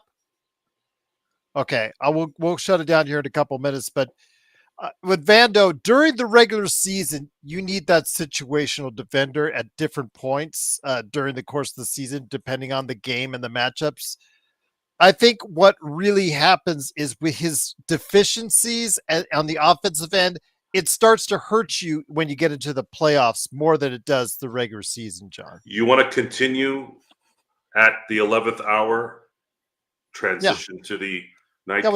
Yeah, we'll just transition to the nightcap. Yeah, we'll transition at 11 o'clock to the nightcap. Gerald will even put I'll put the thing on, so that you all can see the difference, and then And it looks like John's having a nightcap as well. And by then, in between the few minutes that we're transitioning, I'll go get my nightcap, and then I'll take over. All right. Intel Wild says, I've always thought Ham cost us at least 5 wins during the regular season. Yeah, you can. Cool, bro. Just no stupid questions, please. Go ahead. With his awful coaching? I thought you said you weren't going to refer to Cool Bro. He asked the question, I answered it. What do you want to say? Okay. So maybe we can hit 50 wins this season. So thank you again for the super chat. That's the question I leave with you before we go into the nightcap. And that is, John, I'll start with you first. Do you think, this is based off of one game, but he did coach very well, in our opinion. Do you think that it is, despite the fact there was really no movement on the roster by Rob Pelinka and the whole other part of the Western Conference, all these teams made all these different changes. Through all that, do you think that, the 5 games that everybody talks about, the difference between the coaching skill and the coaching acumen of Ham and JJ, do you think it'll be there this season, John? I absolutely do. And I'm going to be honest, guys. Both of you actually heard me in the offseason because I've been backing up JJ since day one. And I've said, watch, just the simple fact that we're getting rid of Darvin Ham and we're getting a better coach. And I know that people's like, how do you know he's a better coach? I'm like, because I've never seen something so bad as Darvin Ham that I know JJ Redick is better than this. Like, I've been listening and locked into JJ literally since 2018. Every single pod he's dropped from back when, even before when it was just JJ and Tommy Alter, even before the Old Man the 3, even before the Mind the Game. I've been locked in with JJ, so I'm doing this. I knew this was going to work. I did have a concern about learning curve. Everybody has a bit of learning curve, but I wasn't freaking out how the rest of the world was. And I kept saying, I even have a video on my Lakers Corner page. So if you guys want to check it out, go show love. I talked about how I was like, watch, we will easily win anywhere from like 5 to 7 more games simply off having a competent coach who knows how to break a zone, which we saw tonight, who knows when to call timeouts at the right time, which we saw tonight. Like, and these are things that I saw all season long. So to answer Intel Wild's question, Intel Wild, absolutely, brother, great take, and I agree. We will get there because we will be able to get easy games. We will. Not having to. We will. Oh, We we will. will. Oh, we will. Rock you. There you go. You guys don't. You guys know what I'm talking about. I know what you're You talking knew. about. I knew Gerald would know. I knew Gerald would know. I knew What- it too. John's What too if- busy. John's too busy playing with One of Queen's all-time greatest baby songs. toys. Yes, and also a part of Wayne's Yeah. World as well. But But before we head on out, Joe, and before we head over to your nightcap, whenever you're ready, your thoughts. Is there going to be that much of a difference when all is said and done between JJ and Ham? There's a big difference just in fundamental basketball already in one game. The Lakers are not going to be able to get away with shooting 5 for 30 from 3 against a better opponent. So that can't happen again. If you're going to miss a lot of three-pointers, at least make 10 out of 30, not 5, because those extra 15 points are going to matter. But they were able to make up for it by just creating great space. There wasn't a lot of standing around. There was a couple of times where we caught them, and that was actually funny. I was laughing at myself. I said, "Holy crap!" We noticed in the third quarter that they were standing around for the first time. I remember watching games the last few years where they were standing around pretty much from the opening tip all the way through the game. You didn't see that until the third, or at least you didn't notice it. So kudos to JJ for putting the fire up their rear ends. Who knew that NBA players like to be coached? Folks, if Magic Johnson is being interviewed about coaching and his first words are, "I like to be coached aggressively," who the hell are you? Any player. If Magic Johnson says, "I want to be coached," even if it's something I don't like, I want to be coached. This is Magic Johnson, arguably the greatest team sport player that's ever existed in any sport. Team, in terms of a team player. You had Kareem on the same team too, the two best, right? And that should be a lesson to everyone. It looks like that everyone is buying into the JJ Redick rhetoric. The JJ Redick rhetoric. The Redick And that's rhetoric. a good thing. That's a good thing because again, that builds camaraderie, builds chemistry, builds. When you start winning, that becomes even more enhanced, and that's not bad for a guy that's never coached, at least for game one. But we got to wait this out, folks. We can't get too high on this one. We got to see how they. I want to see how they respond in these first 4 games because they're playing 2 games against Phoenix, 1 on the road, 1 at home, and they're playing a Sacramento team that's kind of owned them the last few years. I'd like to see them whoop Sacramento at home. If they do that, even if they lose a couple close games to Phoenix and they beat Sacramento and they're 2-2, I won't be mad. But I think if they're going to be competitive in all 3 of these games, I think they're going to win 2 out of 3 because you still have LeBron and AD. If AD plays like this, they got to win one of those against Phoenix. So that's where I'm at on that. I'm going to transition here, not in the way that most people transition these days. I'm going to go transition to the new show. And we will be back with some drinks and some outwardly information that's just not Laker related too. Joe, you're the best. Let me go ahead and finish on out with you, John. Once again, the Lakers do win 110-103. Dante, what's up, my friend? Truly glad that you're here.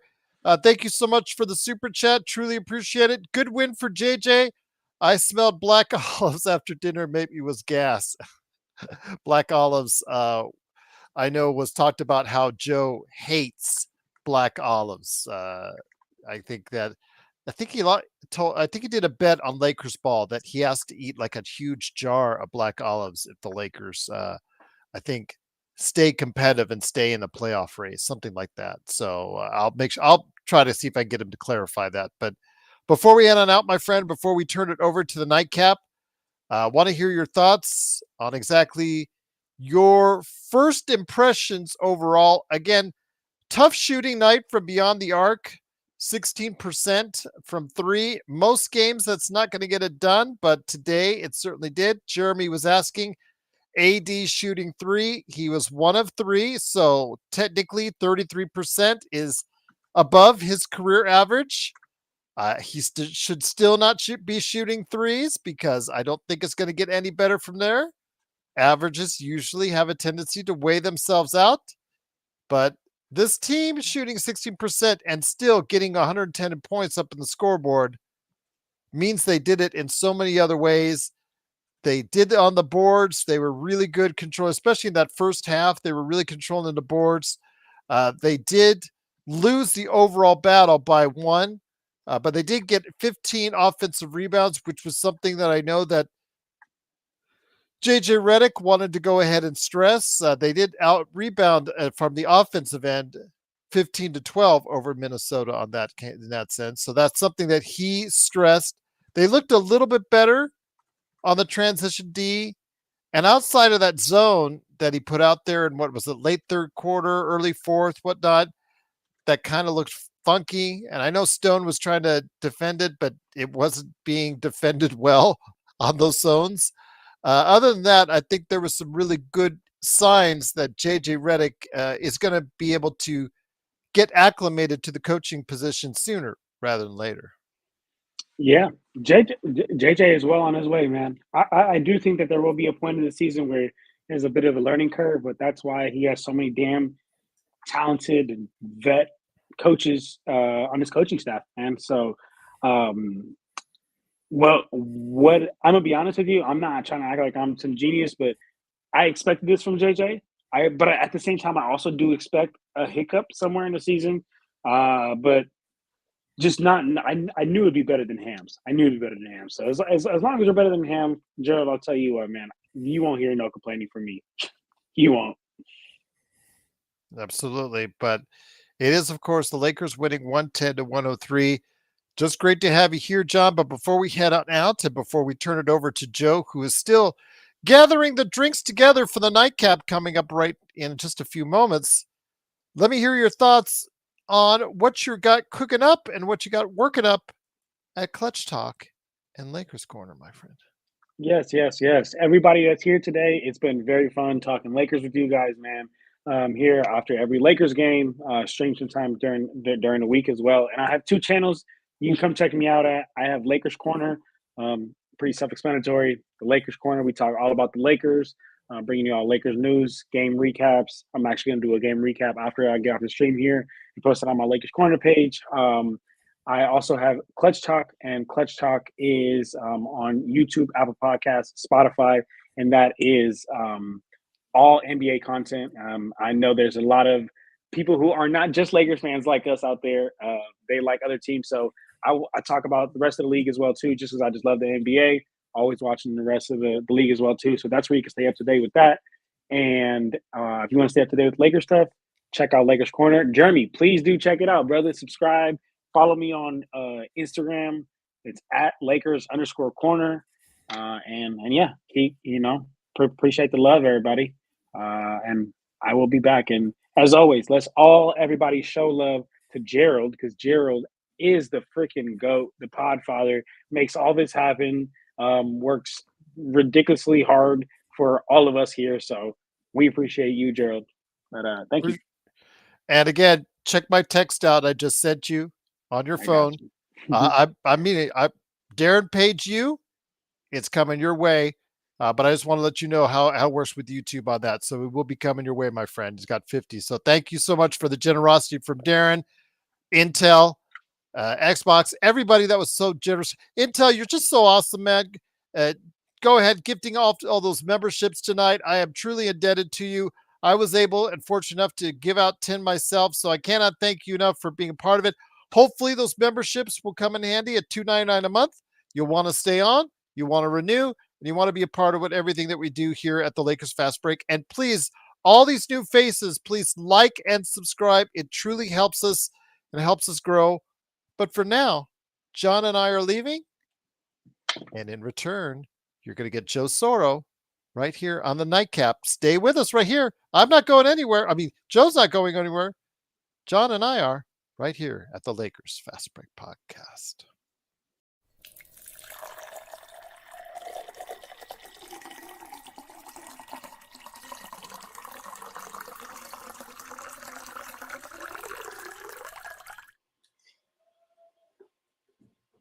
Welcome to the Lakers Nightcap with Joe Soro. How are you, folks? We have transitioned into the Nightcap with a drink I don't really have a lot, usually. It's vodka cranberry. I used to think this was kind of a foofy drink in the past, but it actually tastes pretty good, especially the Tito's vodka. Cheers to everyone. Salud. So we are gonna kind of piggyback on what happened during tonight's game. I'm going to try to discuss some things that we may have not discussed on the post game on the Lakers Fast Break, and it's probably going to be more of what's yet to come, and kind of maybe giving some props to someone that you guys might not think I was going to give props to here. And I know I come off aggressive against LeBron James, but LeBron James is going to be playing in his 22nd season. And Bloodhound, I'm going to talk about Fernando here as soon as I'm done talking about LeBron. I don't want to forget the details on this one, but we will talk extensively about Fernando. And I wish you could have passed after the Dodgers winning the World Series, but we're not. We weren't able to. It wasn't able to work, and we knew he was sick. We didn't know what it was. I just found out a week ago that he had cancer, and it looked like it wasn't working. So, rest in peace, Fernando, a true Dodger legend. He was kind of the first Ohtani of the Dodger world in terms of the TV media and just the bonanza of it all. So, to his family and to Fernando, rest in peace, my friend. I hope St. Peter was there to greet you and let you into God's kingdom. It's a big loss for the Dodger family. But going back to the game, I can't help but say that this is a pretty amazing. It's pretty amazing the fact that you've got this guy who's playing 22 seasons here. It's about to play his 22nd season, and it still looks like he can play more. We were talking about this on playback on how, and Stone Hansen, the great Stone Hansen, was commenting, and Stone is very wrong in terms of assessments. He's a pretty knowledgeable guy. This is a guy that's watched hours and hours of tape that none of us would have the patience or the time to do. We're talking high school, we're talking international, we're talking college, NBA. He's watched countless and countless and countless minutes of basketball. He's very knowledgeable. And he made an assessment tonight that I agree with, in that if LeBron wants to play till he's 45, there's a very good chance he can do this, because I'm not seeing any slowdown. He has, and I say slow down as in there's no slowdown in him being effective at this point. He won't be LeBron of 2016, but boy, if this team could somehow find a way, I don't know how, there's really nothing in the horizon that would say it would happen just because of the new collective bargaining agreement. But if there's some way where this team can get themselves back together here, where they can compete legitimately for a championship, this guy can be here for a while. And that's, props to him and his regiment, props to his ability to do what he keeps doing here year in, year out. Again, I know I'm hard on him, and I know I get very angry about his narcissism and his me type situation, but I can't argue against his skill on the court. And that's one thing that I've never really kind of deviated from, other than a few times where he wouldn't take the last shot. But even then, even those things he kind of solved last year, where he started taking the initiative and stopped passing to the guy that you shouldn't pass to. Just be the guy. You're LeBron James. You should go to the basket if you have to. I'd rather live with LeBron missing a basket than him passing it to someone like, I don't know, Max Christie having to miss it. There's a better chance of LeBron James making the shot, even if it's not the good shot, than giving it to someone that has no business taking that shot. So I wanted to put that out there. I didn't get a chance to say it on the original post-game talk. So I'll try to pay attention to your posts as well, folks. Any questions you have, I'll go ahead and answer. The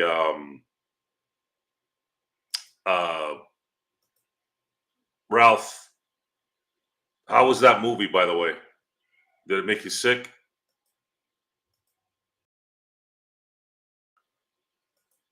For information purposes, Ralph saw Terrifier 3, I believe, and I think he said he was squeamish.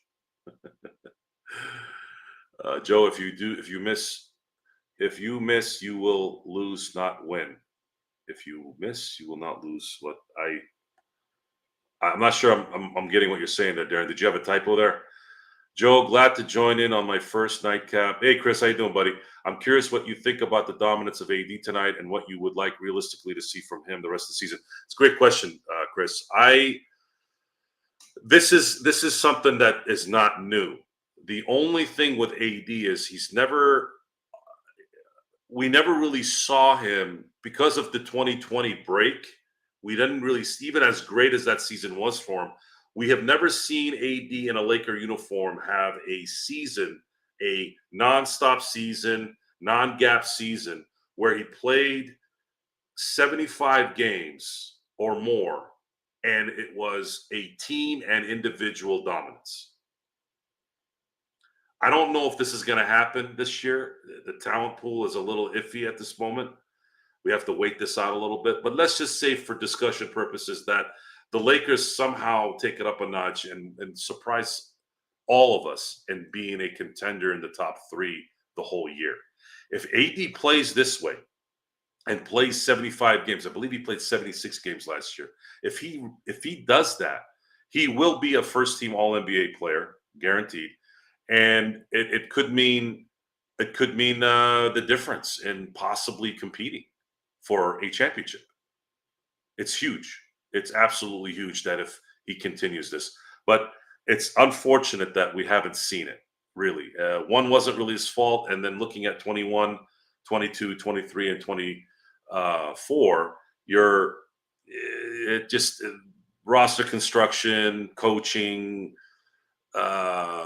certain players that were brought in that didn't fit, all those things kind of hindered that. And he had some injuries here and there too during the 22-23 seasons as well that had him miss a lot of games. But we're going to have to wait this out. Of course, if you use tonight's game as a precursor to what may happen, absolutely, the Lakers have a very good chance at possibly competing in a much higher area than we thought. Smile 2 was intense. I love Terrifier, but it was just gory and blood. Smile was just jump scene after jump scene. The soundtracks was intense. AD deserves a DPO or DPOY. It's overdue. Jay, they're not going to give him the Defensive Player of the Year award unless he's probably a top 3 seed. And he's probably going to need like 13, 14 rebounds with 3 or 4 blocks. Because I think they're waiting to give it to Wembanyama this year. He just should have won it last year. Wembanyama should have won it last year with AD being second. Not Gobert, not Bam Adebayo. But for some reason, I don't know what's going on with these voters. And we're going to talk about that too during the year. Chris, you're here first. I talked about this summer on the show. I am trying to get the official list of all the people who vote for the NBA awards. And we're going to be paying attention to that during the year. I'm going to make sure I'm really, really into this because I think it's important that the word gets out that a lot of these guys are picking based off favoritism instead of merit. And there's got to be more talk about it. That's why I would not trade with Portland. Screw them. Chris, great response. Thank you. Follow-up question. How would you like to see him paired with another big? Jackson Hayes did well tonight. Could Koloko add any value in pairing with AD? I don't have a lot of faith in Koloko, especially with his blood clot issue. Jackson Hayes plays very well with AD. That's probably one of the biggest finds that JJ Redick has put together that I have a lot of positive towards. I don't know if Jackson Hayes is going to be effective against the really elite front lines, the Michael Porter Juniors and the Aaron Gordons with the Jokic's. I don't know. We're going to have to see that. But of course, a team like Minnesota, even though they have a Rudy Gobert and a Naz Reid, they're more finesse type players. They're not really dogs. They're not really guys that are kind of going to make you work. But then maybe I'm wrong because again, Naz Reid played as well. Probably the best six man last year, whether he won it or not. Well, he did win it. Gobert has been a defensive player of the year. I don't know how, but he is. So there's some value there. But I'm gonna wait to see how that kind of develops. I actually would want a legitimate starting center, and then you have Jackson Hayes that can come off the bench, spell that center, as well as certain setups where he does play with AD, and they can take advantage of that. Joe, who do you consider dogs in the NBA? There's very few. As far as impact dogs, there was a minute there where Marcus Smart was that guy. I don't know if he's been that guy here the last year or so because he's kind of been injured and Memphis has kind of hit the skids. I'd say him. There was a moment there where Jimmy Butler was a dog. Bam Adebayo is kind of a dog. I'm trying to think who else. I mean, Jaylen Brown is kind of a dog. He's got skill up the yin yang, but he can get in your face. So I'd say Jaylen Brown, the Jimmy Butlers, the Bam Adebayos, the Marcus Smarts. Those guys are dogs, and some of the guys up in New York too. Those guys, Josh Hart could be a dog sometimes too. So that there's not a lot though. There used to be when it was kind of allowed to be a little bit more physical. Guys like Charles Oakley and Dennis Rodman and Bill Laimbeer and Rick Mahorn, things like that. Players like that. Let's see. Bronny could play center. The guy. That's funny, Markin. That's real funny. MVP this year will be a black guy. No way the NBA will allow another white guy winning MVP. Yes, it's racism because two best players in the league are white. Markin, I don't know what the hell possessed you to write that. What does that have to do with anything? You don't think that you don't think that Nikola Jokic was the MVP last year? Or you don't think he'll be the MVP this year? What about Luka? I'm picking Luka to win the MVP this year. So black or white, that's not going to cut it. Not going to cut it. You're going to do what I ask. It's an old line from the movie The Town. Joe gonna have a stroke reading that. No. If you throw a little bit of politically incorrect lingo my way, I am not sensitive to it. The only thing I don't like is I don't like the hard R. You all know what that is. No hard R's. Okay. If you're a brother and you want to drop, and this is me. Gerald doesn't like any of it. And it's kind of his show. He's the podfather for a reason. He's the one that created the Lakers Fast Break. I don't mind the culture talking the way they do about their own culture. That's kind of, it's kind of like when you can mess with your own sibling, but anybody else messes with the sibling, you pounce. But no hard R stuff. We've been fortunate enough here for a while that we've been able to avoid it. But yeah, to answer that question for you, Ralph, that to let you know I'm not going to have a stroke. I've picked Luka to win the MVP this year, and I don't think the league is gonna. If Dallas tops at 1, 2, or 3, and they're pretty competitive, and he has a great year, he's winning the MVP. They're not gonna look at the skin color at all. Wembanyama gonna be MVP. The way Wembanyama would have to drop 30, 15, and 6 blocks, and maybe make the 6 seed.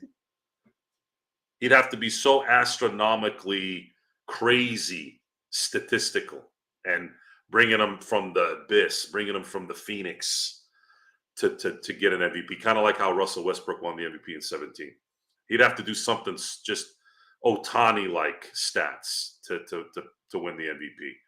But I think it's all but wrapped up that he's going to win. If he stays healthy, he's going to win the Defensive Player of the Year. What's up, Dante? How you doing, buddy? Okay, so Robert, Joe, what is your confidence level on a scale from 1 to 10 that the Lakers win their next 2 home games against the Suns and the Kings to start 3-0 after watching the season opener? If I had to take a prediction on this, I'm going to say they're going to lose to Phoenix and beat Sacramento. It could go the other way, but I think they're going to go at the very least 2-2 the next 3 games, or go 2-2. I would like to be surprised and have them win both games. The problem is the Sacramento game is on the back end of a back-to-back. So I was thinking, okay, beat Phoenix and you'll probably lose to Sacramento because it seems to be something that keeps happening, and then maybe get lucky and win in Phoenix before you go on to that Midwest road trip. So that's kind of where I'm at on that. Joe, I agreed with what you said earlier. It's great to see set plays coming out of timeouts. Were these the noticeable differences that could make a huge impact for a team like this, lacking depth? Yes, it can, because it's not as rigorous on the body when you're fundamentally sound. You know how to get into your positions quicker. You're not grinding as much. You're not having to. So what I mean by that is, you notice that, in the last couple of years, Austin Reeves would dribble, and then get to the paint, draw contact, and he was really good 2 years ago drawing the and one. He did it a little bit worse last year, but he was still pretty effective in that. But that takes a toll during an 82-game season. What I saw today, and if it's something that keeps up, is that I saw a lot of movement, a lot of open space, a lot of backdoor, a lot of cuts, a lot of dives, a lot of the backdoor layups is my favorite part of the game, when you can draw the guy out in the paint just enough so you can create enough space where if you find that gap and the guy that's diving to the basket, boom, you get in the ball and boom, it's a layup or a dunk. Those type of things are less wear and tear on the body throughout the year. And I had commented on the post-game show that LeBron James played 35 minutes tonight, but it looked like it was a very, very easy 35 minutes. He wasn't taking these ridiculous threes and dribble and going, to the basket with kind of one guy hanging on him and another guy trying to get on him. It was effective. Whatever JJ Redick has put in and implemented here, it's given these guys pretty good energy in that 48 minutes that I saw. Darren, they would have to probably get a top 3 seed, and he would have to be statistically on to probably have a chance to do it. Hey, Jeeves, how you doing, brother? Luka will get MVP. You cannot give Joker more than Bird. I don't know, guys. I don't pay attention to you can't do this, you can't do that. If Jokic has a 1 seed and he's dropping 30, 12, and 8, I go by merit. Wayne Gretzky won 9 MVPs, folks. Peyton Manning won 7 MVPs. Barry Bonds won 7 MVPs. The best player is the best player. And there's nothing you can do about it. It doesn't matter if someone deserves something. I actually think that, and this is the hilarious part about this, Jokic should be on his 4th straight MVP. The year that Embiid won it, Jokic had his best season, and he happened to win a Finals MVP and a championship that year. But that's just me. Yeah, I'm glad too, Jay, that there's no pockets. That he was an aggravation that just wouldn't go away, and his verbal responses to things that were totally offline, which is participation in games and focus on games. That guy coached like he had won championships already, and I am very, very happy that he's not here anymore. Joker not better than Magic or Bird? No, I don't believe Magic and Bird are in my top 5. Those guys did things that stats can't really explain, and it never will. My top 5 is Kareem, Magic, Bird, Jordan, and Kobe. I'd have LeBron at 6. The reason why I picked those 5 ahead of LeBron is because they were all-time greats. They were all, in my opinion, well, LeBron is probably more physically skilled than Bird, but I'm gonna bring out a quote here that it's probably my favorite quote when it comes to sports. Pat Riley had a quote where he said, "If I needed to win a game, I'd pick Jordan. If I needed, let me rephrase that. If I needed someone to take a shot to win a game, a basketball game, I'm picking Michael Jordan. If I needed someone to make a shot to save my life, I'd pick Larry Bird." This is Pat Riley saying this, and it's one of the greatest quotes I've ever heard. So Bird, in a funny way, and I hate using this word because everyone uses it for everything, is actually underrated. People nowadays don't really understand how amazing he was. He was phenomenally skilled. It wasn't hype. It wasn't because of the, you know what I'm talking about, which was a big thing back then with the Dennis Rodmans and Isaiah Thomases. That guy was the truth. And if I needed to win a game, win MVPs and championships, I'm sorry, guys, I'm picking Larry Bird over LeBron. So no Kobe. No, I put Kobe in the 5, Jay. It's Kareem, Magic, Bird, Jordan, Kobe. Top 5. I didn't go by position. If I went by position, all-time greats, by position, Kareem at center, Duncan at 4. Although that's a hard one anyways. Bird at 3, Michael at 2, Magic at 1. Darren, I was talking about Joe. Kobe. Shaq said Kobe was the best player in the league. He was. Kobe was the best in the 2000s. Anybody who denies it is full of shit. He should have won. He should have won 3 MVPs at the very least. 06, 08, which is the one he won. Should have won in 09 as well. Matter of fact, I think he should have won in 2010 because he had 4 buzzer beaters that year and 3 last-second shots to win games, and that was the difference in a 1st seed or an 8th seed. So if that doesn't tell you an MVP, and they were the 1st seed that year, like they've made up so much BS in that time, so much BS. Kobe should have been MVP in 06, 08, 09, and 10. He should have won 4 actually, but for sure 3. The fact that he retired with 1 is an absolute just travesty of awards. Shaq too, really 1 MVP for Shaq. Shaq should have won MVP in 0, 01, and 02. I know Allen had a great season in 01. I know that Duncan had a great season in 02. But Shaq was the best player in the league between 2000 and 2002. He should have won 3 straight MVPs, league MVPs. That whole decade should have been Shaq and Kobe, and that's it. There's no other way around it. You'll never convince me because I was there. I watched it. There was no bigger MVPs than Shaq and Kobe during that year, other than Tim Duncan. Steve won 1, Dirk won 1. Obviously, LeBron won 1 in 09. And then, of course, KG won 1 in 04. But Shaq and Kobe owned the 2000s, and the results are there. Just go watch. If you don't want to watch, then that's on you. Jordan has the most all-time buzzer beaters won by, Jordan has 9. Kobe has 8. You know who has 8 too, by the way? Joe Johnson. Salute to Joe Johnson.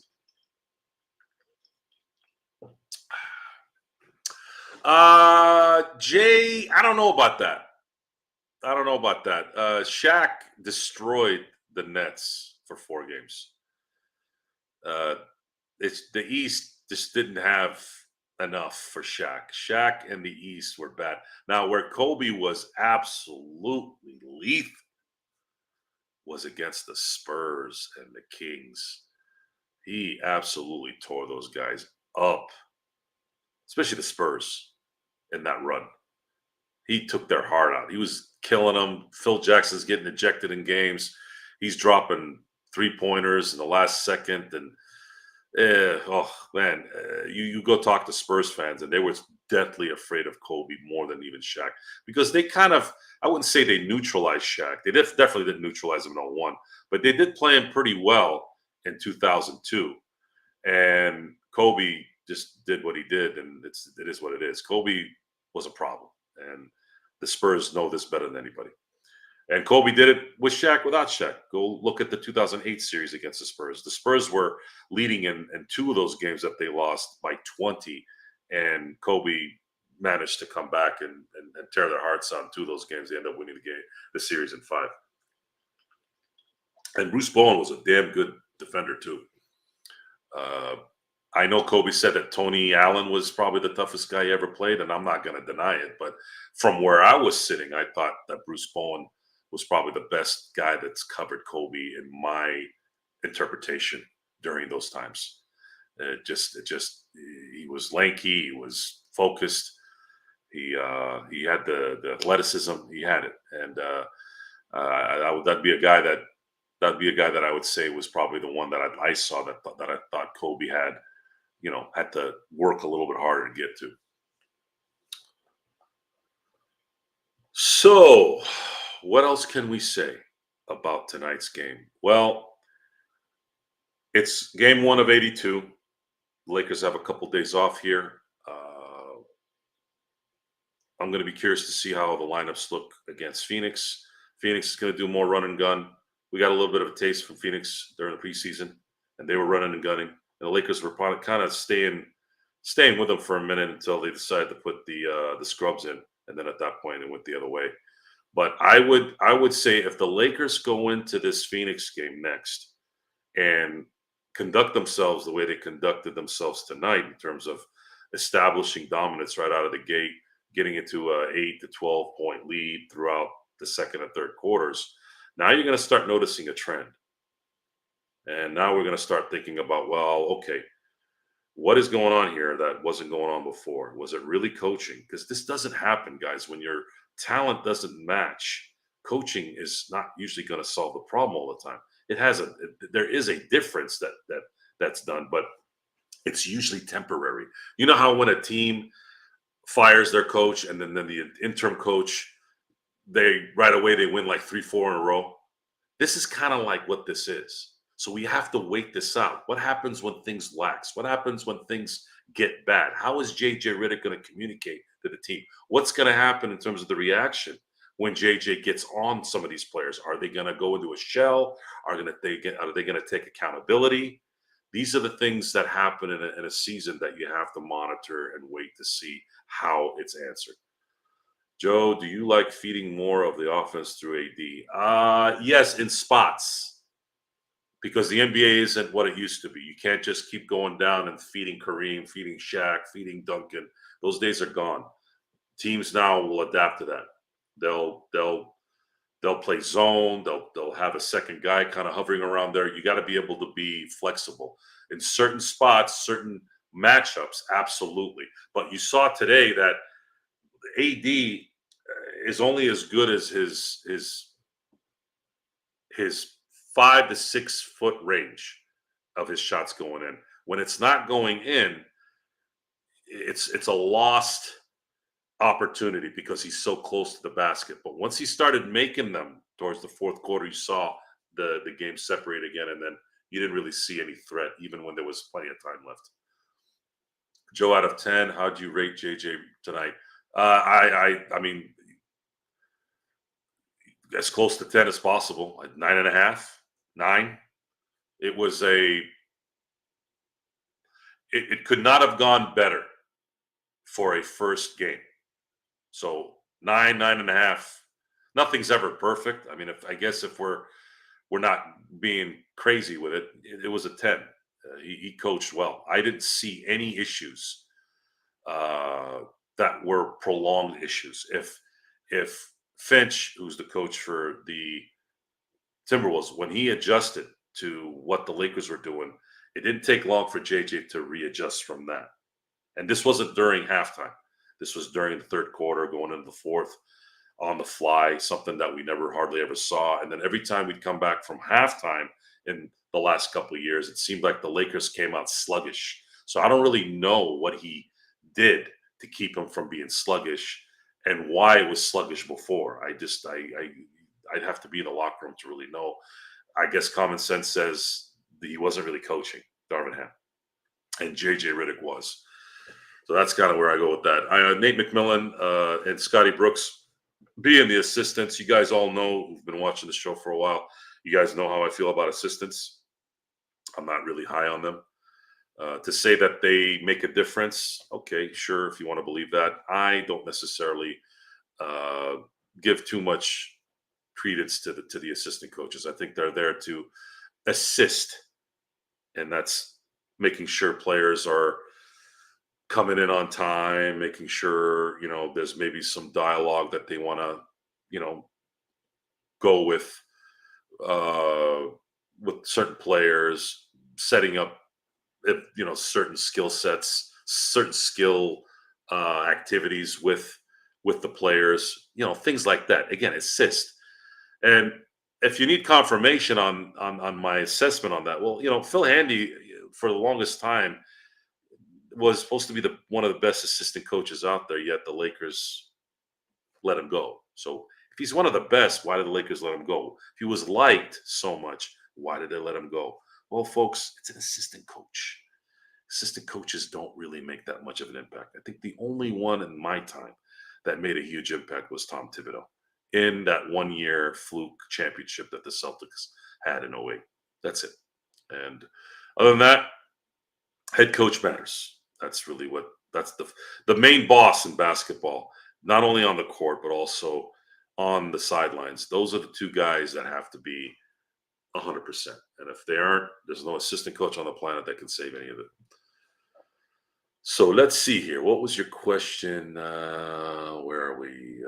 Loving the nightcap, boys. My girls rocked up. Well, look who decided the show. Did you have your little snack? I'm not here. Yes, I did. Yes, Good. I did. Good. Yeah, we've been discussing a few things. I've been watching. Don't worry. Good. They've got this brand new invention called the mobile phone, so I can actually check out what you're hearing. I might get one soon. Yes, there you go. But good win for the Lakers, and like you said, let's see if they can follow it up against the Suns on Friday. Who was Ham's assistants? I don't even remember other than Phil Handy. Anyone? Goes to show you that all the detail that we pay attention to, we didn't give a damn about that. But again, and you're listening to the Joe Soro Nightcap on the Lakers Fast Break with Gerald now. And the crowd tonight has been fantastic. Yes, they have. Questions. Geez, guys, keep this up, please. This is the kind of stuff I like. I love good questions. It just adds knowledge to everything. I am a sports historian lover. I love the history of the sport. I love knowing what worked and what didn't work and what still works. It's important because you can come in with a discussion and make comparisons so that it makes sense to the crowd. Why do you think Jokic is not as good as Magic and Bird? How would you know? Well, based off history, you can explain that because you watch them play, you watch Jokic play. Then you factor in the rules, the nutrition, the training, and all that. And if you're going to compare players, I think the easiest way to compare players from different eras is say, imagine Magic Johnson playing in this era. Imagine Larry Bird playing in this era. And how would that compete? How would that compute between comparing that with, let's say, a Jokic or an Embiid? You're talking about Bird with better nutrition, better care. Maybe he plays 15, 16 seasons. Magic, maybe he plays 20 seasons as well, right? How different would their careers be? Magic only really played 12 and a half years. Imagine if he had played 20. If he had played 20, he would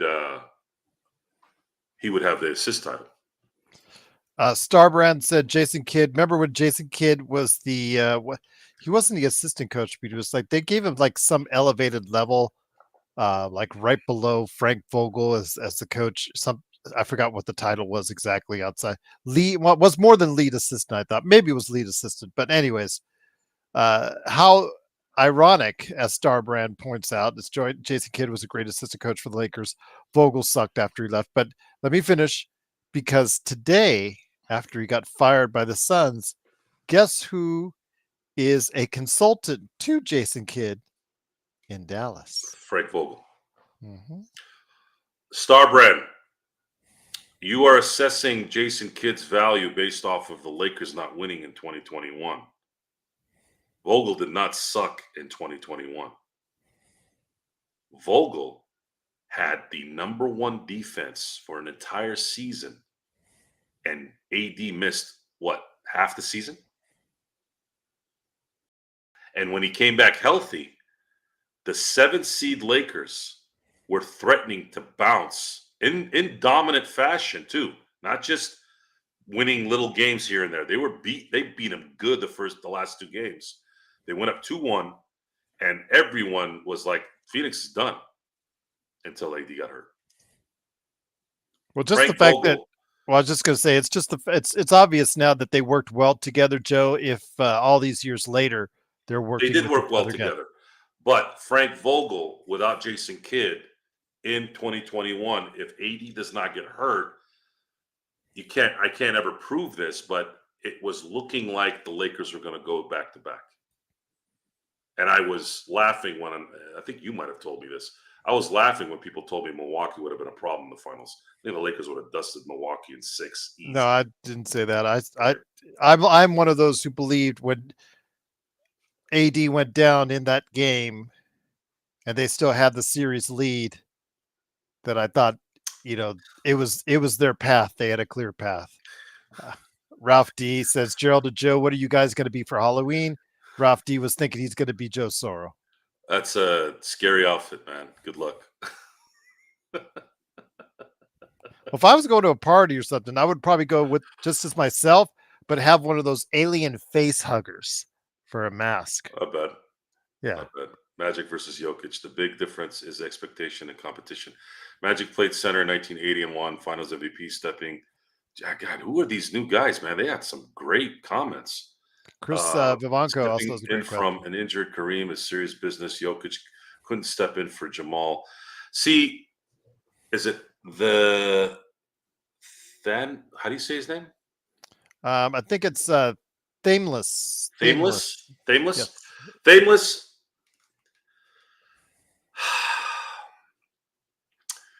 Comparing Magic and Jokic is not a good start. They are completely different players. Magic was an orchestrator. And while Jokic is what Bill Walton would have been had he not been injured. Does that make sense? That's what Jokic is. Jokic is Bill Walton without injuries. High basketball IQ, can score, can rebound, can assist, team guy. He's a bigger version of Bill Walton and a healthier one. And Bill Walton was, how do you compare? You look at Bill Walton had 3 seasons where he was, one of those seasons, that's the season he got hurt, which is 1978. If they hadn't, the Portland Trailblazers were rolling in 78 until he got hurt. Had he not gotten hurt, they were probably back-to-back. The Bullets at that time, the Wizards, wouldn't have won in 78. And his other year was 77, and they won the title. And then in 86 was Sixth Man of the Year for Boston, and that was arguably in the 80s. That 86 Celtic team was arguably, they have a lot of validity here, where that might have been the best 80s team of that era. The 80s was, and there's hardly any argument with this, the most competitive decade in NBA history. It was the most competitive. and you have a team that you could put there as the number one team out of the 80 through 89 teams that decade, you could argue that 86 Celtic team was number one out of those 10 teams. And Bill Walton had a huge part in that. So Jokic, to me, is a modern day Bill Walton, just bigger in terms of all of his skill sets. And then you have Magic Johnson. How do you compare the two? So if you put the strongest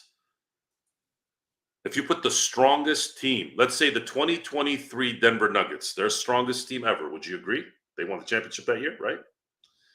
I didn't think they were better in 2024. Sometimes that happens. You have a better team the following year, but you just happen to not make it. But that's not the way it went. The Nuggets struggled a little bit this last year. 2023 was their best season. And then put it with Magic Johnson's best season in 1987. He won his first MVP in 1987 and was an absolute just juggernaut, winning finals MVPs and hook shots in the finals in the last second. Like it was a complete year for everything. Who do you think wins that series, G? The 87 Lakers versus the 2023 Jokic-led Nuggets. Without being biased. Think about it. Without being biased, I'm still thinking that because of the fact that the Lakers had more depth than what Denver has, I'm going to go with the Lakers. Yeah, I just think they would have found a way to slow down Jokic, but mainly slow down Murray enough to get the job done. Yeah, you would have stuck Cooper on Murray and neutralized him a little bit.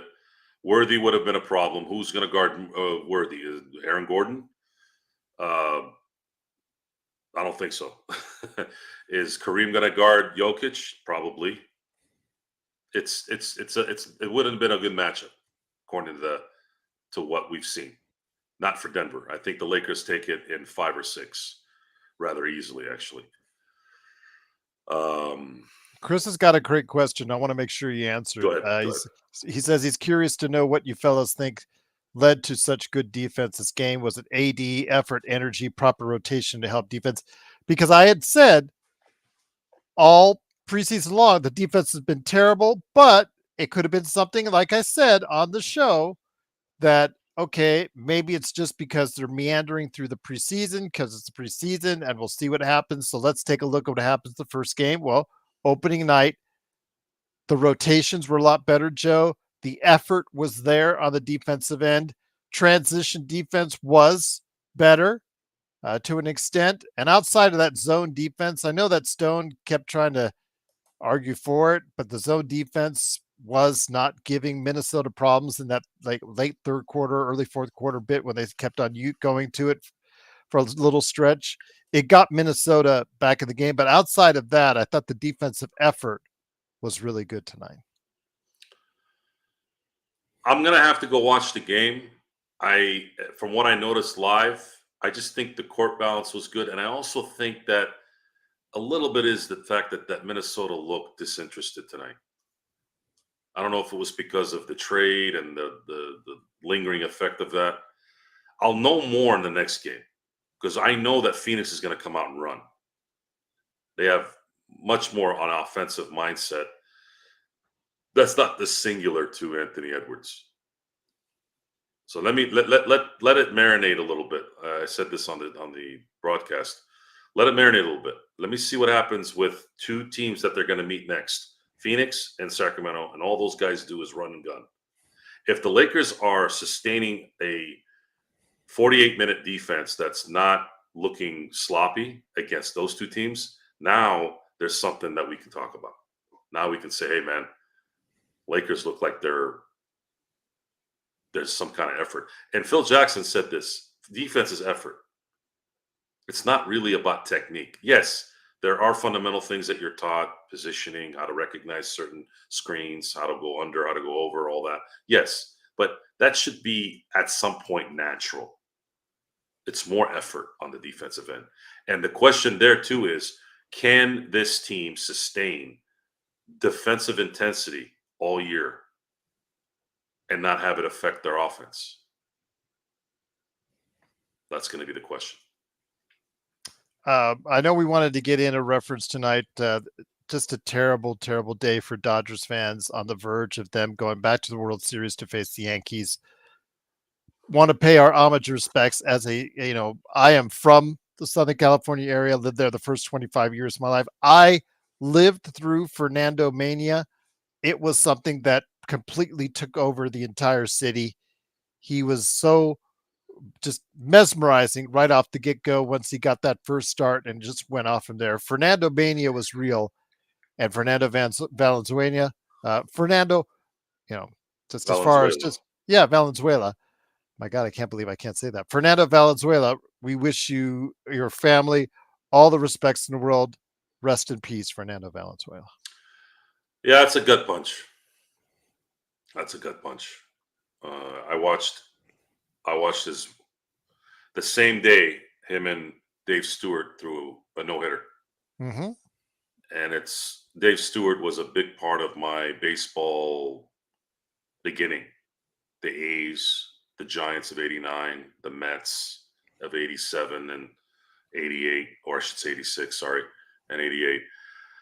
That was the time when I started getting into baseball and understanding it. Even at 10 years old, I was entrenched in baseball. Baseball is always a magnet to children. It's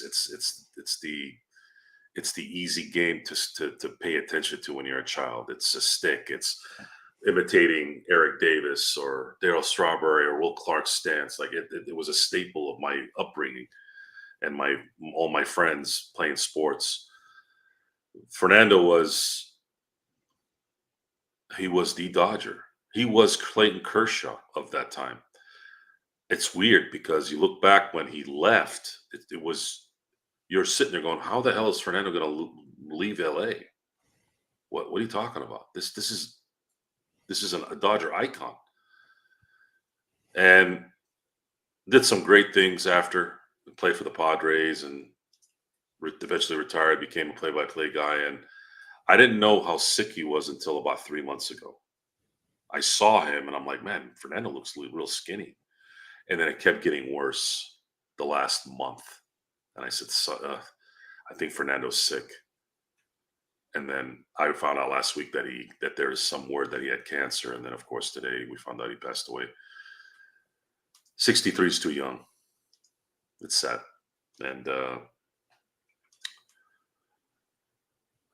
a little bit of my childhood died today. And that seems to happen, though. That's the only negative about getting old. I don't care about wrinkles. I don't care about the fact that I can't bench 500 pounds or squat 800 pounds. By the way, that's an exaggeration. I've never squatted 800 or benched 500, but I used to put a lot of weight up. And wrestling had that effect on me in the 2000s when a lot of people were dying. It's like 99 hit. It was like Rick Rude was dying. Then Kurt Hennig died. And then all of a sudden it was like, for like that 10-year span, it ended with Randy dying and Ultimate Warrior dying. And it's just like, damn, all these guys that were still kind of young are still dying for like the 10 years. Wasn't it like 99 to 09? It's like they kept. Quite a few. Sucks. It sucks because it's, again, your childhood is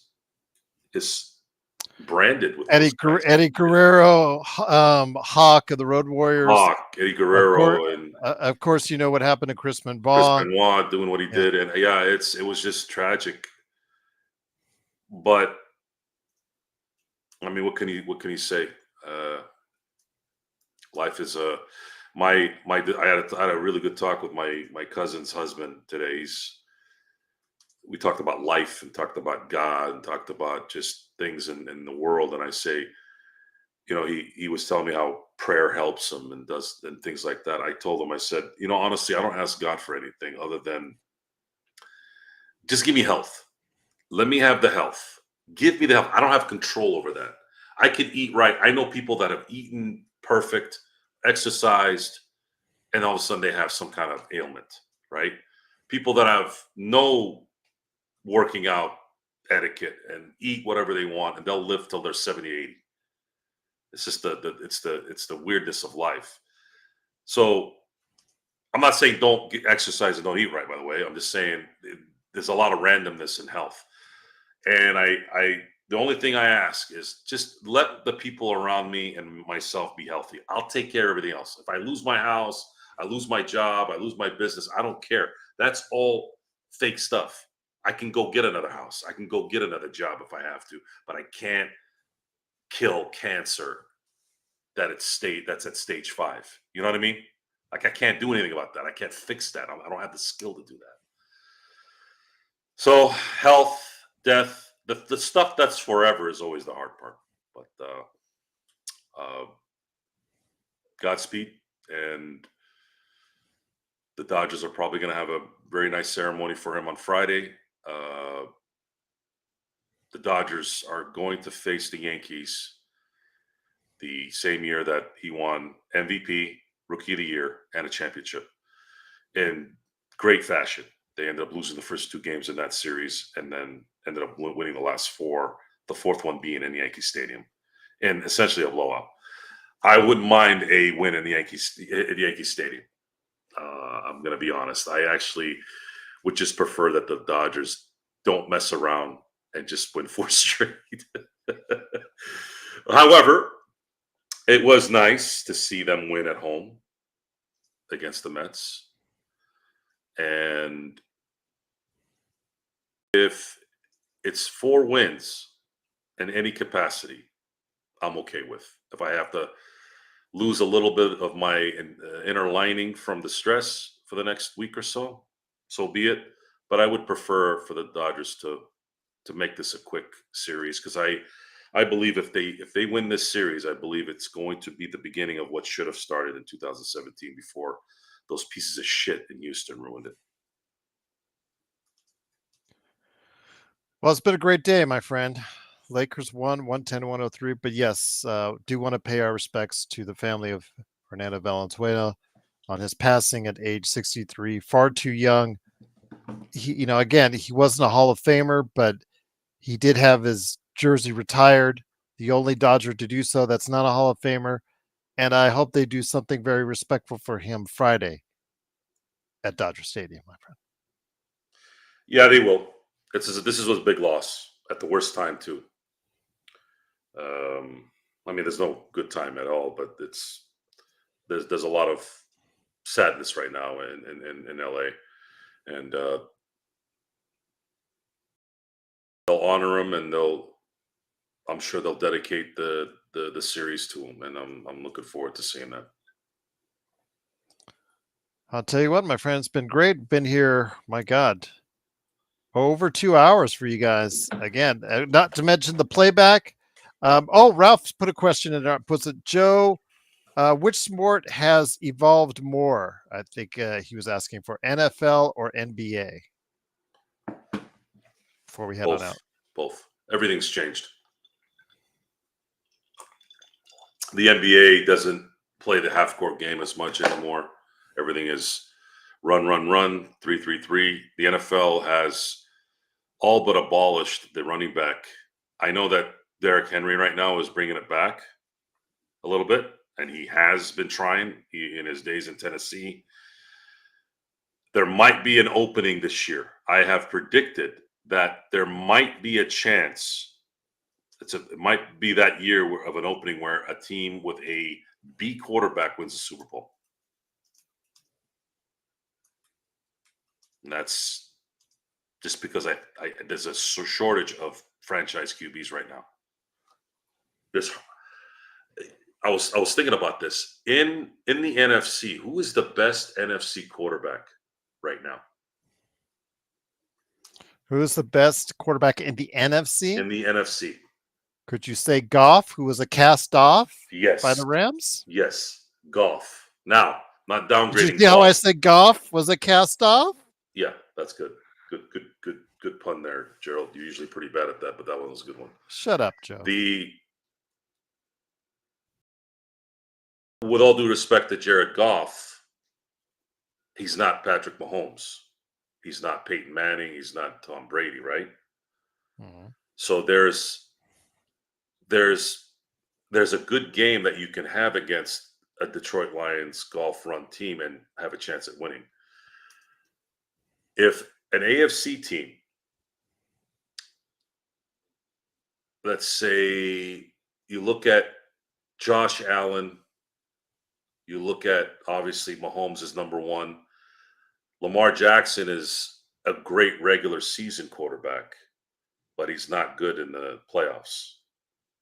So it's really and then Josh Allen, I think gets a lot of negativity that he doesn't deserve. It's just I think he's probably the top 3 quarterback in the NFL, top 4 for sure.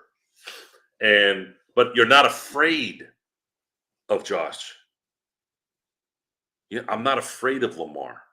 I'm not afraid of Jared Goff. I'm afraid of Mahomes. Not only do you worry about his skill set, but it seems like the NFL doesn't call holding calls against the defense when he plays in those big games too. I've been noticing some of the tapes, and I know it might be like that and all the other things, but the Super Bowl was pretty blatant on how much they were holding Nick Bosa in that series, in that game. That those holds would have cost Kansas City probably the game. They were bad misses that they didn't throw a flag at. I thought Burrow would be the guy right now that would probably be sitting second, but I think injuries and the fact that he plays in Cincinnati, injuries have been the main culprit. But Cincinnati has this assness about them because they have a schlep rock for an owner and Mike Brown. There's always something lingering there. It's just like it is in Arizona, or it was before Campbell came to Detroit. The Ford family, the McCaskies in Chicago, the Bidwells in Arizona, they've always had these just corporate-like douchebag kind of aura about their organizations.